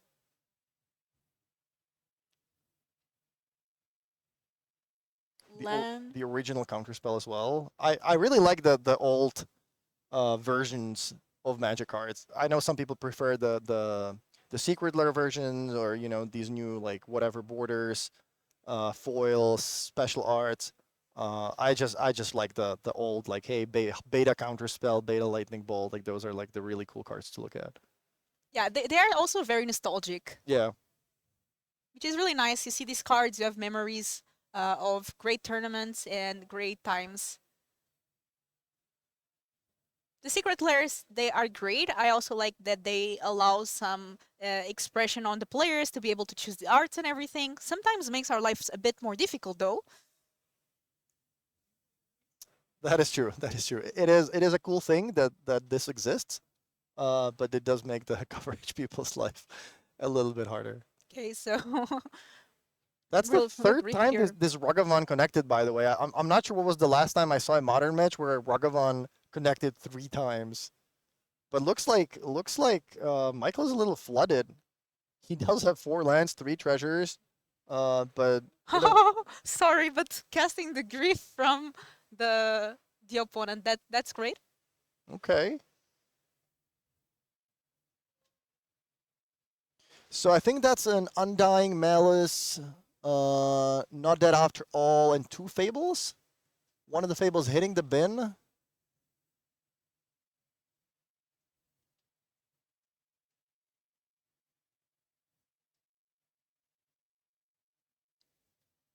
Okay, we're going to fetch.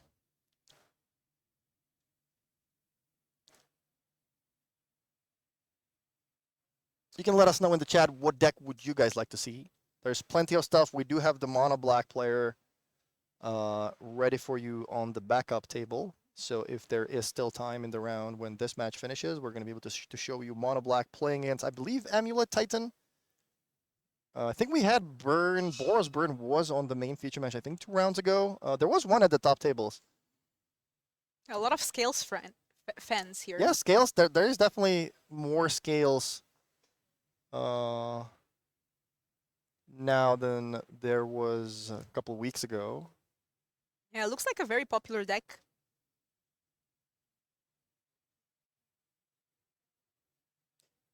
I think Marco drew a Orcish Bowmaster there. So now the question is, what does he want to do?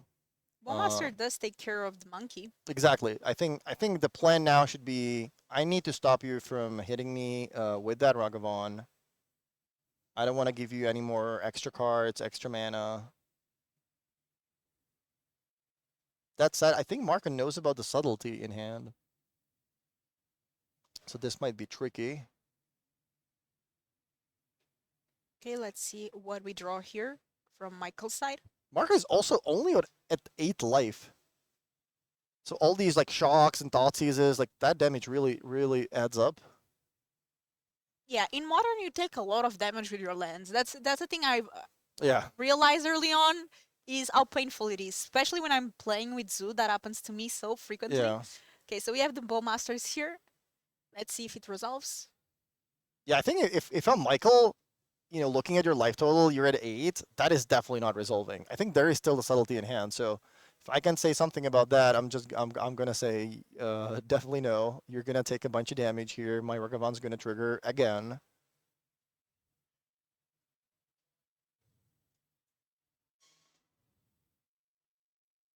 Wow, there's a counter spell as well. So I think this Ragavan is going to connect.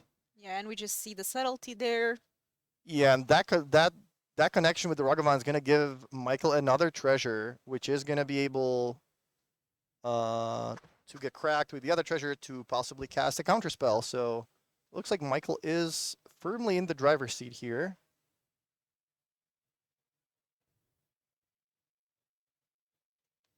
Yeah, this shows the power of Ragavan. If you don't deal with it, it just starts getting so much advantage. Being able to steal your opponent's grief, play it. And looks like this was game 1 here for Michael. Is it Murktide showing that it still has what it needs to take the best deck in the format, or at least the most played deck in the format, which is the Rakdos Scam. Martin, sideboard-wise, what are you thinking that the players might bring? So if I'm playing Ragdos, I think I'm fairly ahead in the matchup already, or not fairly ahead, but you know, with all the scam cards, with cards like Orcish Bowmaster for the Ragavan and the other X1 creatures, also having Fury. I think that matchup should slightly favor me, but I mean, I still want to bring something in if I can. Leyline of the Void is a card you can bring in. Not sure if that's enough. It stops cards like Dragon's Rage Channeler, but obviously with the Bowmasters already, I'm not sure if you need to dedicate any extra cards to really deal with their graveyard. It also stops cards like, you know, Unholy Heat, but I'm not sure if I would necessarily bring that in. Other than that, I mean, you can consider Engineered Explosives. Blood Moon is not going to do a whole lot because they typically have a bunch of basic islands. You can bring in Shieldred. That's not an easy creature to deal with for the opponent. A lot of decks have Chalice of the Void in their sideboard against the Cascade decks, which, you know, maybe on the play you could also bring it in here, cast it for 1, maybe for 2. Certainly some options. But I think most of the cards in your main deck are already pretty good, so I'm not sure how much you really want to sideboard in this matchup. Yeah, it's a difficult decision here for players, and I really like that we see a Murktide doing so well, 5-0, and Michael here showing that the deck still has a lot of power, and I don't think we saw any card that was really new or playing from, for example, Wilds of Eldraine or newer sets. Yeah. Speaking of the Murktide player, something that Murktide can sideboard is their own Furies if they don't have them in the main deck. You can definitely bring some of that in to kind of win the creature war. I've seen some players with Stern Scolding, which does counter Ragavan. It also counters Grief. It also counters the Bowmaster, so that could come in. I think both players typically have Blood Moon in the sideboard, but neither is gonna really want to bring them in for this matchup. And yeah, that's also kind of what I can really think of. Yeah, being Stern Scolding like one of the newer cards from the Lord of the Rings set.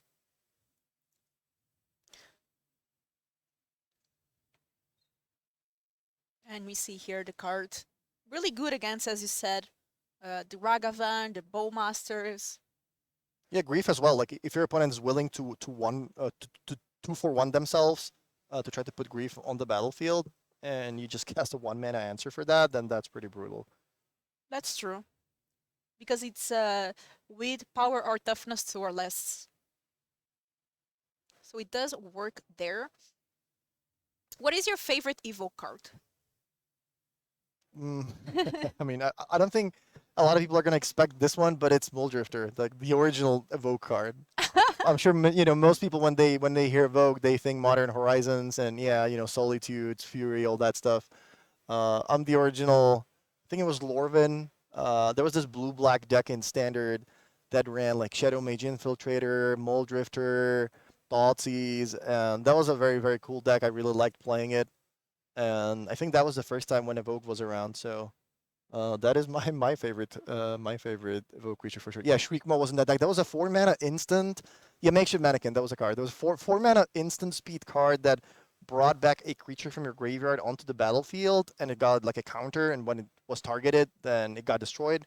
But you could bring Muldrifter and Shriekmaw back from the graveyard, and there was a lot of like value cards in the deck. I think Cryptic Command was also in the deck. That was good times. That's when Magic kind of felt very fun to me, like a very nice game where you're battling for these like small advantages and little edges and extra cards every game, and Sealed still felt like, if I choose to be on the draw, then I'm going to get an extra card, and the card really matters. And yeah, those were the good days. Most cards were not like super powerful. If you look at, Fable of the Mirror Breaker these days, like the card is just insane, just does all the things. Sometimes we play, limited with March of the Machine or, all these bombs, but that's what I enjoyed. Simpler times. Yes, exactly.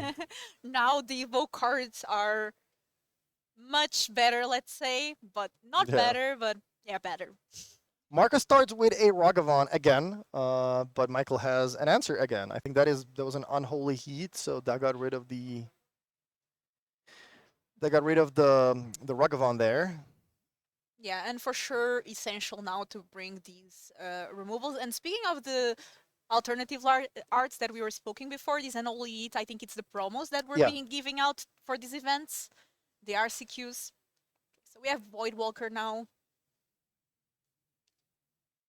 I also kind of missed like the extended and modern days, like the modern days with like Snapcaster Mage. Those were also kind of like decks where you were like really working hard for those advantages and the extra cards.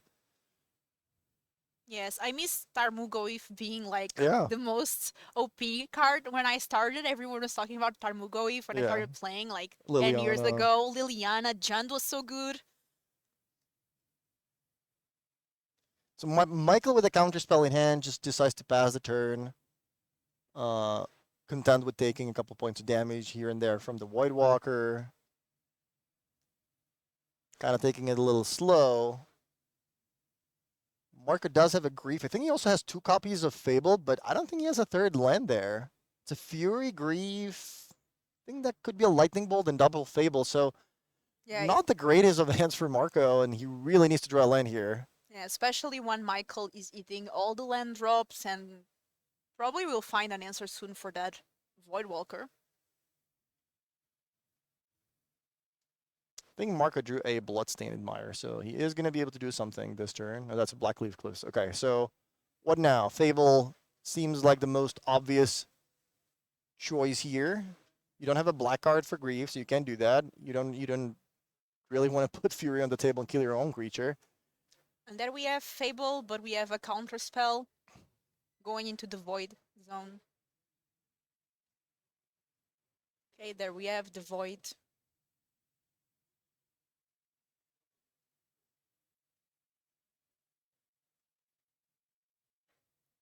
Well, Michael is at 10. Yeah. That is something. He is taking it slow. He had a removal spell. He had a counter spell to stop the Fable from resolving, but that Voidwalker is still attacking. So And Marco has a Lightning Strike, so that can go phase 2. okay.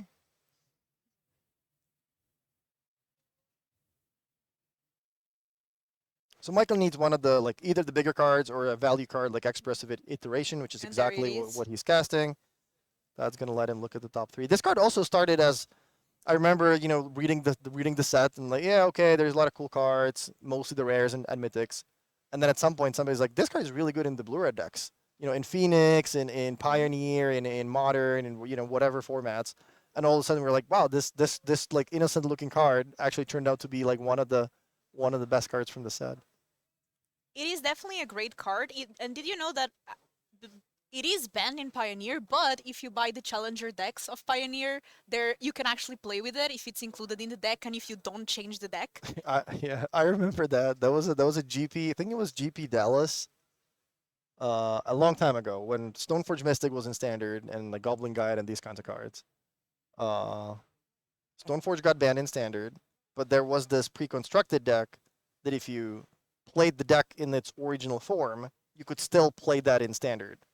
And there was a person that made day 2 of the GP playing the pre-constructed deck with the Stoneforges. The card was just dead busted. I wonder how many times the opponent sees the card and is like, judge. Yeah. We see here Fable of the Mirror Breaker. Again, such a strong card. Yeah, Fable is great. Fable really does it all. Not only do you make a creature, the creature, if it survives, is going to start making treasures, so it kind of snowballs. But the second chapter is probably the most important. I remember playing Standard and just sometimes keeping 6 lands and Fable in a mid-range mirror. If I'm on the play, turn 3 Fable.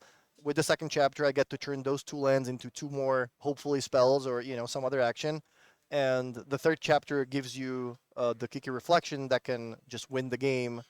Copying some of the better cards, or if you have 2 together, then you can sort of like fireball the opponent by copying each other. And yeah, it's a card that also kind of started as like very innocent looking, and then players realized like how much value it provides, and it fixes your draws. Like it just really does it all. Yeah, it's one of those cards. It gives you breakfast, dinner, lunch, Yeah. cleans the dishes, all the party, and obviously got banned in Standard because it's that good. It is But that still good. plays so much in Modern and Pioneer.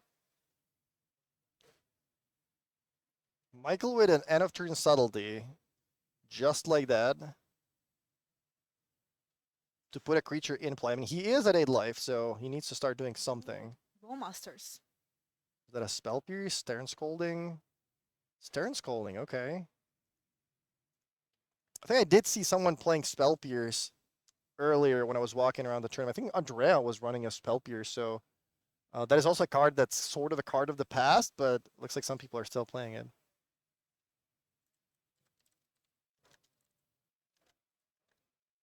So Michael decides to pass the turn, doesn't want to take any more damage, doesn't want to let Marco make more treasures when he's kind of stuck on land, so that definitely makes sense to me.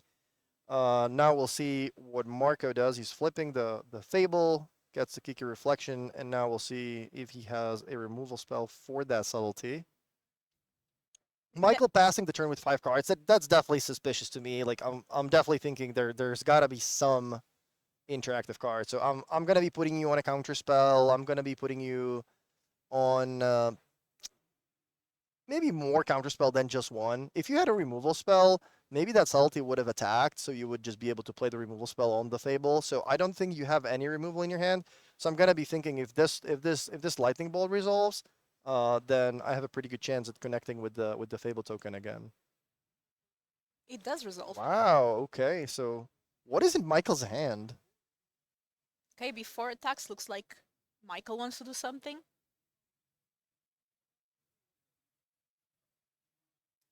One mana. Oh, consider, okay. So we're looking for an answer.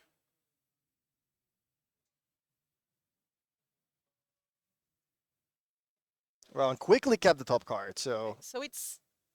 Oh, I think it's iteration. that was expressive Or- iteration. Yeah, I think he has another unholy heat in hand though. Mhm.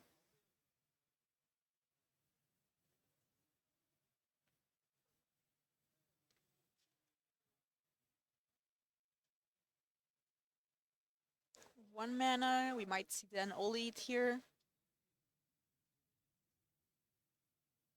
Wow, just decides to let the attack go. Goes down to 6, but more importantly, Marco gets another treasure. So Yeah, and I wonder where is Michael's plan in this case, since he could have removed that 2/2. Okay, Yeah, we have a grief here. Marco can just hardcast the Grief now. He doesn't even have to exile a black card, simply pays 4 mana. Given that the Lightning Bolt resolved, I would think that the Grief is probably resolving as well.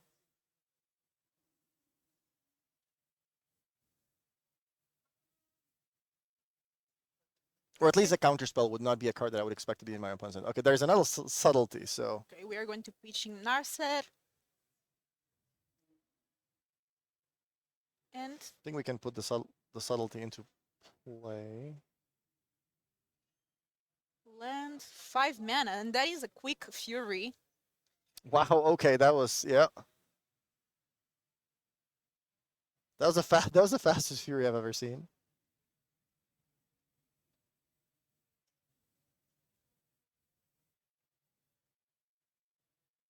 Michael really happy to be able to cast it here. But still at 6 life, which is dangerous. 6 life, you kind of start, every time you have a fetch, you kind of started wondering, Yeah, like 6 life, you know, with the opponent having lightning bolts in the deck. Not the most comfortable position to be in. So Marco does have a Grieve. He also has one of the scam cards, I believe, and there's a Terminate. So he has a pretty big decision to make. Do I want to invest essentially 3/4 of my hand to put a Fury, to put a Grieve into play, get 2 cards from your hand, and then keep 1 more card, which I think would be the Fury, because that's the only card that can get pitched. Or do I just cast a Fury instead? okay, so we are using Fury on the Fury. And now, not dead after all. Okay.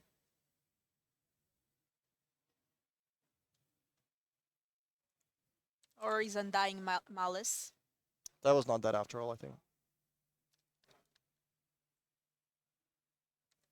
One makes a roll, the other one puts a +1/+1, right?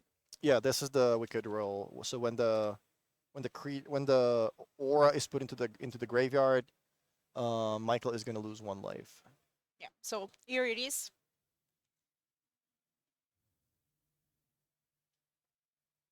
That was a really interesting decision because Marco could have just put the Grief into play, basically discard the entire hand of Michael and keep a Fury in hand and put a Grieve that's a 3/2 menace into play, but that would be staring down the Fury.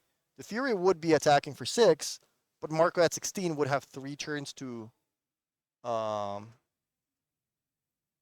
3 turns, it's a 3-turn clock. He decided to go with the Fury instead, which puts quite a big creature on the battlefield as well. So that is now a 4/4. So it doesn't die to a Lightning Bolt. It does die to Unholy Heat, though. So there is... Unholy Heat, 1 damage, I think, because it's the wicked roll. So Michael down to 4 now. Yeah, not that many cards that deal with the 4/4 Fury there. So Unholy Heat, certainly one of the... Oh, fast counter for the Griff. And I think Marco doesn't have more cards in hand.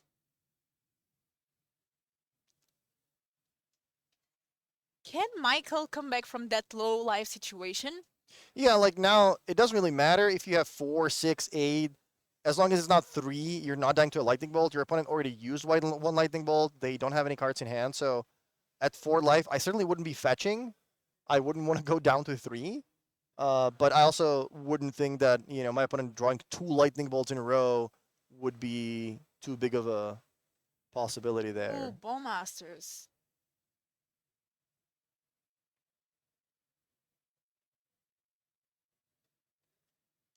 Trying to deal that 1 damage.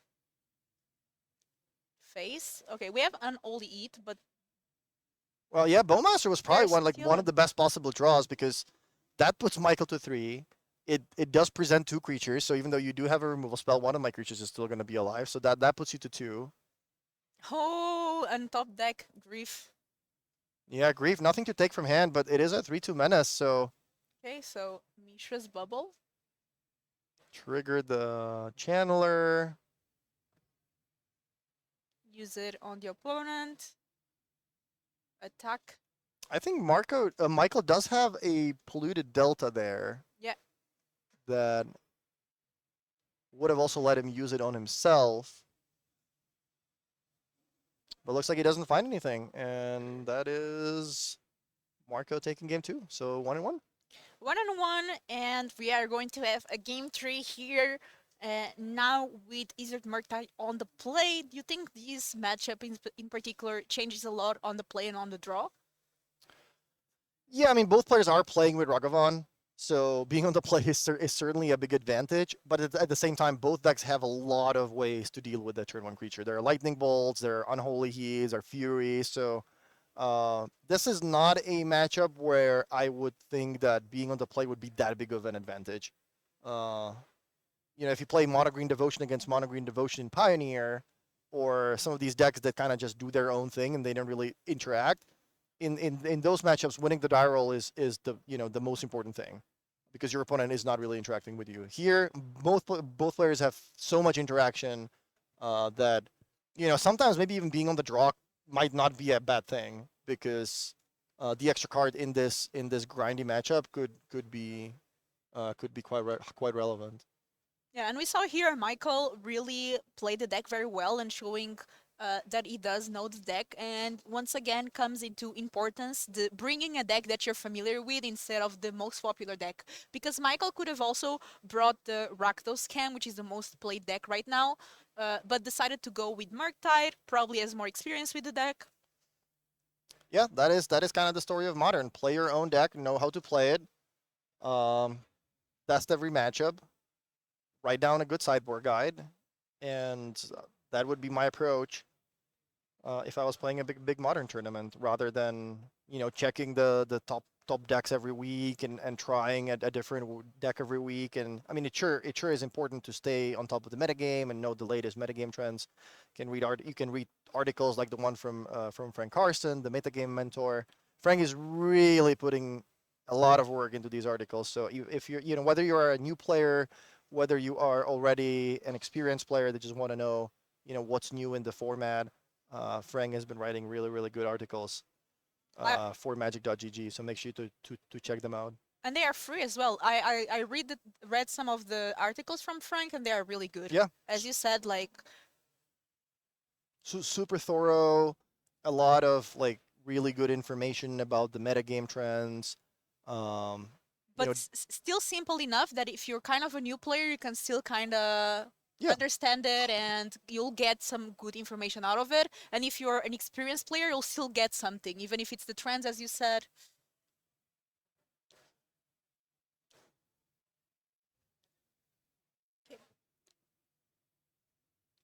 Looks like both players should be done with shuffling now. Marco taking a mulligan, it seems. Okay. So that was a scam card. There was a Ragavan, but I don't think there is an evoke card to bring back. I think there's a Griff.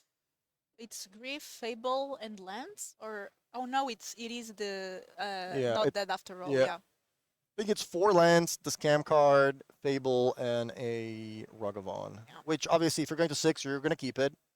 But you are definitely hoping to draw a Grief on turn 1, and no, it's another Fable. Land go.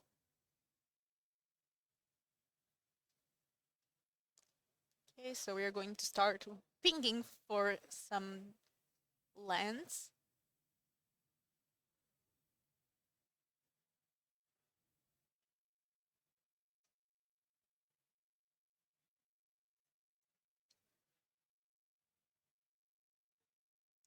Do you think, do you like the fact that the fetches are banned in Pioneer? I'm not sure. I haven't really thought about it. I know a lot of players don't like that in Modern. It takes a long time to shuffle the deck. You do it every turn. You kind of have access to whatever mana you want without really having to do any work for it. Yeah. You can just play a 5-color deck with no issues. Omnat would be even stronger in Yeah, right. Pioneer. So, yeah, I guess maybe it's a good thing that Pioneer and Modern are a little bit different in that regard, that in Pioneer you kind of have to work for the mana base. You can't really play 5-color decks, for free. You have to play these triumphs. The lands are coming into play tapped. Like if you're playing a deck like Omnath, it does cost you something. So yeah, I mean, seems reasonable to me. definitely makes the formats more different. I'm looking at Marco's hand. I think there's no Void Walker. Ragavan, you can dash it, but let's face it, the odds that Michael has an answer are very high. Yeah, that's kind of what Michael wants in his opening hand. He just wants to have a couple of removal spells to make sure that there's no Ragavan connecting, to make sure that the evoke creatures are not coming back. So we have the expressive iteration here, and we see the land Otawara being played, but kind of leaving now Marco Yeah, being able to cast the Bowmaster. Yeah, I think Michael needed a third land drop. I think he didn't have a third land in hand, so he played that expressive iteration, hoping to hit it. He did find the land. That also allows him to cast a preordain, but Marco is taking full advantage of the situation, casting the Bowmaster there, which puts a lot of pressure on the battlefield already. And now, does he find a third land for the Fable? I believe he does. I think he has a Black Castle. Yeah. So this turned from like, I have a lot of answers, I'm sitting very pretty, no big deal, to, all right, I'm gonna tap out. What's the worst that can happen? Yeah. And there was a lot of stuff that happened. Now Marco has 3 creatures on the battlefield. His Fable's gonna get him an extra trigger, so find more lands, more gas, whatever he needs. And Michael is down to 3 lands, hoping to find a 4th one. He did. There's an island, but still, like, that last turn was really rough for Michael because he had to decide either to keep a counter spell or to Discard a try, card, yeah. try to find the third land. So. And we see here the iteration. Unholy It is a good card. So do you get rid of the Bowmaster or the 2/2? Yeah, I guess it depends on the rest of the hand. You're not you're not thrilled about the Fable token connecting and getting your opponent the free treasures. At the same time, you're drawing a lot of cards, so you don't really want to leave the Bowmasters in play either. It is the smallest powered creature, but it is the biggest threat. Yeah, and Michael down to 12. If the damage happens this turn, we'll go down to 8. You think looks like Marco is deciding what to pitch to the Fable. And somebody made a comment that made me realize this is a Murktide deck, but we haven't seen any yet. Yeah, that's true. I think some of the versions are not even running Murktide anymore.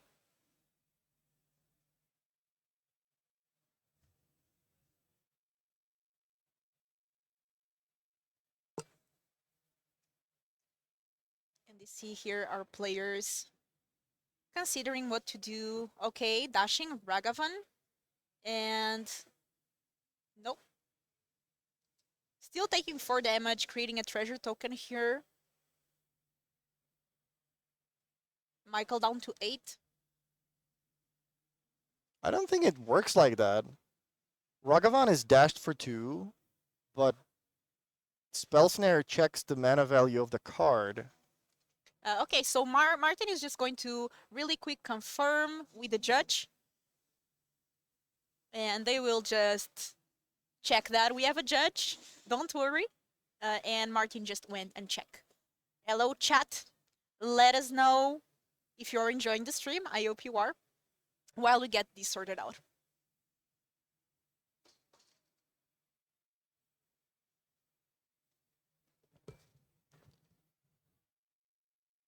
All right. Let's try to figure it out. I mean, these things, it's not easy. Mana value, mana cost, the names of these things keep changing, so it is very easy to get confused. Okay. In my situations, I just always call a judge and ask, hey, how does this work? You can tell that, hey, you're an experienced player, you should know, but you also don't really want to make a mistake. So that's why the judges are here. I usually just call a judge, say, hey, that there is a weird interaction. Can you please tell me how it works? And in this situation, I believe the spell snare refers to the value of the card, which is 1. So despite that being cast for 2, I don't think that is a legal play. It's always good, as you said, to call a judge. That's what they are here for, to help us. They are not like judging us if we ask a question. Yeah. So instead, Subtlety deals with the Ragavan. I think the Ragavan should go on the top of the deck and not in the not in the hand. Wait, was it put on the top or not? Did the Ragavan go in the... Wait, I cannot see it. I don't. Okay, so Martin went to check again with the judge.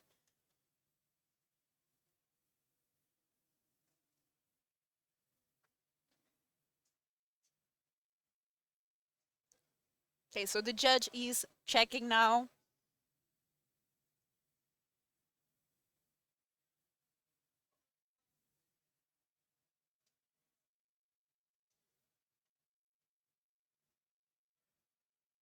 Okay, so everything is getting sorted out now. We have a judge there.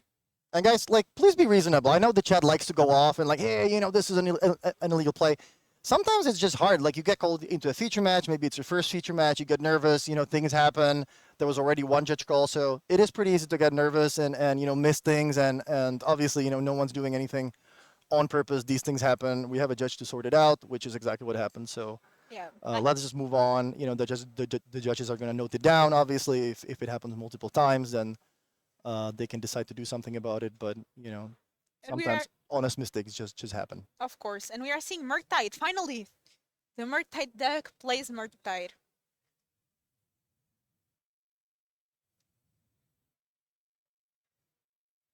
I went to a feature match for the first time in Lille, and I was so nervous.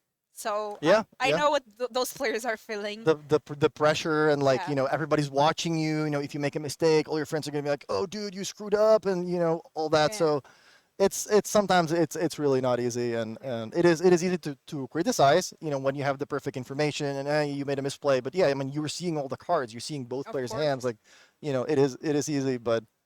Also, why would you try to do these things on camera if you're doing it on purpose, you know? Yeah, Like, exactly. you gotta be really stupid to try to make some thinking intentionally on camera. But at the same time, I think it is important to call a judge when Of you know course. something wrong happens. They note it down. If somebody does things you know too many times, then they take notice and they can deal with that. So For sure, and we see here counter on the Grief. That Murktide is a big boy. A big dragon. yeah, I think that's a 7/7 Murktide. Yeah. But Marco says you know I'm gonna attack anyway, and wow, there's a terminate. So despite that spell snare still being in Michael's hand, he does not have another untapped mana to deal with that, and that puts him down to what, 2 life? Yeah. And here, Marco just going wide, attacking with everything. Marco. Okay. So we for sure cannot afford to do things like playing fetches now or shocking. Iteration? Yeah, if you have to cast Expressive Iteration, which eats half of your available mana, then that's not a great sign.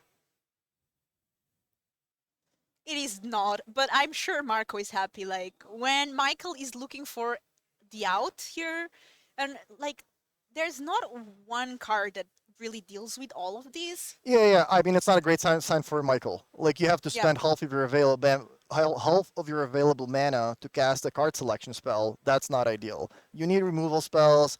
You need a sweeper. You need a fury. You know, something along those lines. And looks like Michael did not find it. So that is 2-1 for Marco in a matchup where, you know, could go either way. But I would think that the way the first 2 games played out, maybe the Murktide player had an advantage. But in the end, it is Marco taking the match 2-1. Yeah, and really close games. I really like when games go 3 games, because then we get to see that each deck showcase its strengths. And yeah, in the end, it was good for Marco here with the Rakdos scam. Not really scamming that much even, like not really doing the turn 1 scam. Yeah, I don't think we've had a scam deck on the screen where somebody would actually cast a turn 1 Grief with one of those scam cards. I don't think it's happened yet. So, I mean, it is something the opponent has to keep in mind, and maybe they mulligan around, they try to find a removal spell. Like, it is something that's like always, you know, a possibility, but we haven't really seen one of those busted scam draws yet. But that's the thing. That's maybe why the scam deck is so good. You're not really relying on this like combo part of your deck. Your deck is just a simply regular, normal fine Ragdos midrange deck, and Ragdos gets to play all the good cards. They have Thoughtseize, they have Fable, they have all these Lightning Bolt, Ragavan. So even if you don't get that combo part of the deck, your deck is still capable of beating opponents with the rest of your deck. And for me, a card of the weekend has to be Orcish Bowmaster. I feel like the card, like, it doesn't necessarily win a specific game, but it does so much. It gets you so much value. And we didn't even see, like, especially against draw decks, right? That you try to draw, you keep getting pinged. Just such a great card in this meta. Yeah, it presents a threat on the battlefield. It also makes it harder to keep drawing cards, and it really does it all. It is a great cube card. It is one of the best cards printed in a long time. Yeah, and let us know, chat, what decks do you want to see? I see some people saying mono black. There's a lot of variety. Somebody also earlier asked for merfolks. There were 3 merfolks playing today. I'm not sure how they are doing, but a lot of different decks here this weekend. And I'm really excited to see also the conversion. And this is already round 6 out of 9 rounds. Yeah, we have 3 more rounds for you today, 6 more rounds tomorrow before we cut to the top 8. And I think we've already had the end of the round here, so I don't think we have any more matches left. Yeah, so this is going to be it for me and Martin. We will be back for round 8, but round 7 is going to be casted by the amazing duo Skura and Canister. So we will be back really soon. See you later. That was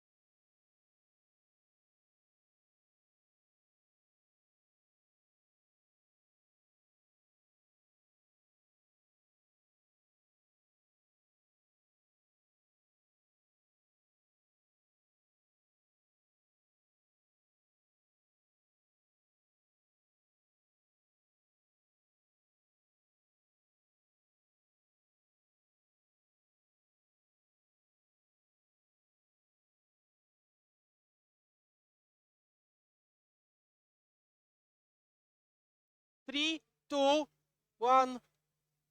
Welcome back. Round 7, LMS SOFIA battling it out. Nearing the end of the day, so players are now slowly starting to think about day 2 in this event or not.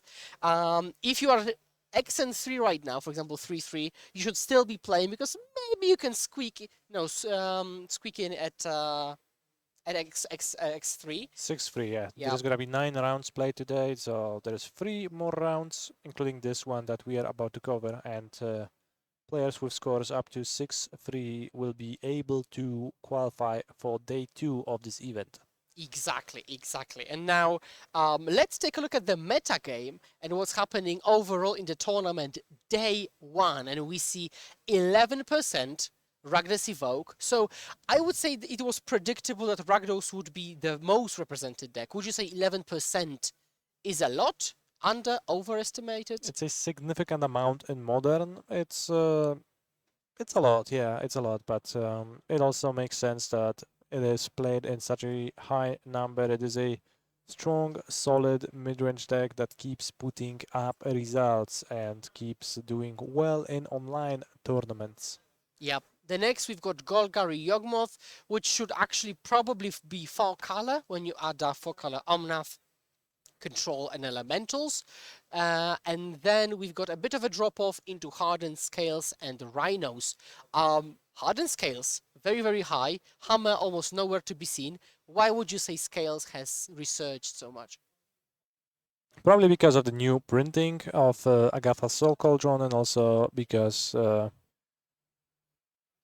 maybe it's matches up better nowadays in the metagame in some ways. I'm not exactly sure about that, but that's possible. Players are also maybe just exploring new possibilities. And it seems to be working out pretty well. I saw Mr. Seri 5-0. I'm not sure if he won last round, but he's been doing pretty well. We also see players of high profile in addition to Seri, for example, Paigonti, who also is playing Scales today. And then we see Mono Green Tron. So we saw Mono Green Tron rise to prominence to battle all these one ring decks, being a one ring deck itself. Then it fell off a bit, and now we see Mono Green. Do you think it's like now established and will always hover around 4%? Is there still particular merit? I think Tron is fairly established. Yeah, it's gonna be a force in the metagame, and it's gonna stay there for a long time. It's just like a solid deck. It's much better now than it was in the past, thanks to the One Ring being a very reasonable play that you can reach without actually assembling the Tron pieces. So the deck is just much more functional in games where its plan does not get fulfilled easily. Yeah, and right now we can get into the game, and that's Domain Zoo at 5-1 versus Amulet Titan, also at 5-1 in prime position today to the event, and with a win, in a very good position to rattle off some wins tomorrow to get a really good result. Titan, your favorite deck right now. Yeah. How would you say it matches up in the metagame at large, and then in this particular battle? It's, has its ups and downs. I like its position. I like how it's like pretty strongly proactive, and it's just good at having a plan that it is able to execute against most opponents, and I'm not unhappy to play Amulet in this metagame, I think. Yeah, so right now we see the Domain Zoo player on the play with Gigantha revealed way off to the side. We can see a broken Liliana, the last hope, beneath the deck. That seems to be like an this person's unintended amulet to bring them some luck. Like Amulet of Vigor, the namesake card of the deck that Ricardo Gorla is playing. That is actually pretty good spam. Now we see Ragavan coming off of Sacred Foundry. Now in this deck sometimes there is this tension between being able to play a 1-drop or fetching a Triumph turn 1 to then enable your 2-drops on turn 2, right? Like Kavu, like... Scion of Draco. Exactly. But yeah, Ragavan seems to be able to connect against Vesuva copying Sacred Foundry. We're hitting a Polare West. What does a turn 1 Vesuva indicate? Does it indicate anything, or you just played because you'll pick it up anyways? Yeah, you most likely just play it because you pick it up. It's just a tapped land that you play on turn 1, as long as you are provided your opponent played a land on their own. A more funny version of that would be playing a Vesuva untapped. You know, if you're on the play, just go Vesuva, not copying anything. Go. That would indicate a turn 2 bounce land coming back to put the Vesuva into its owner's hand, I assume, but that is not the case in this match. Yeah, so Sacred Foundry Overgrown Tomb combination. Ooh. And yeah, no blue mana in the lands, but then the treasure comes in clutch, happily countering the amulet. Notably, Stubborn Denial matching up, looking kind of funny alongside, you know, this suite of creatures of Ragavan and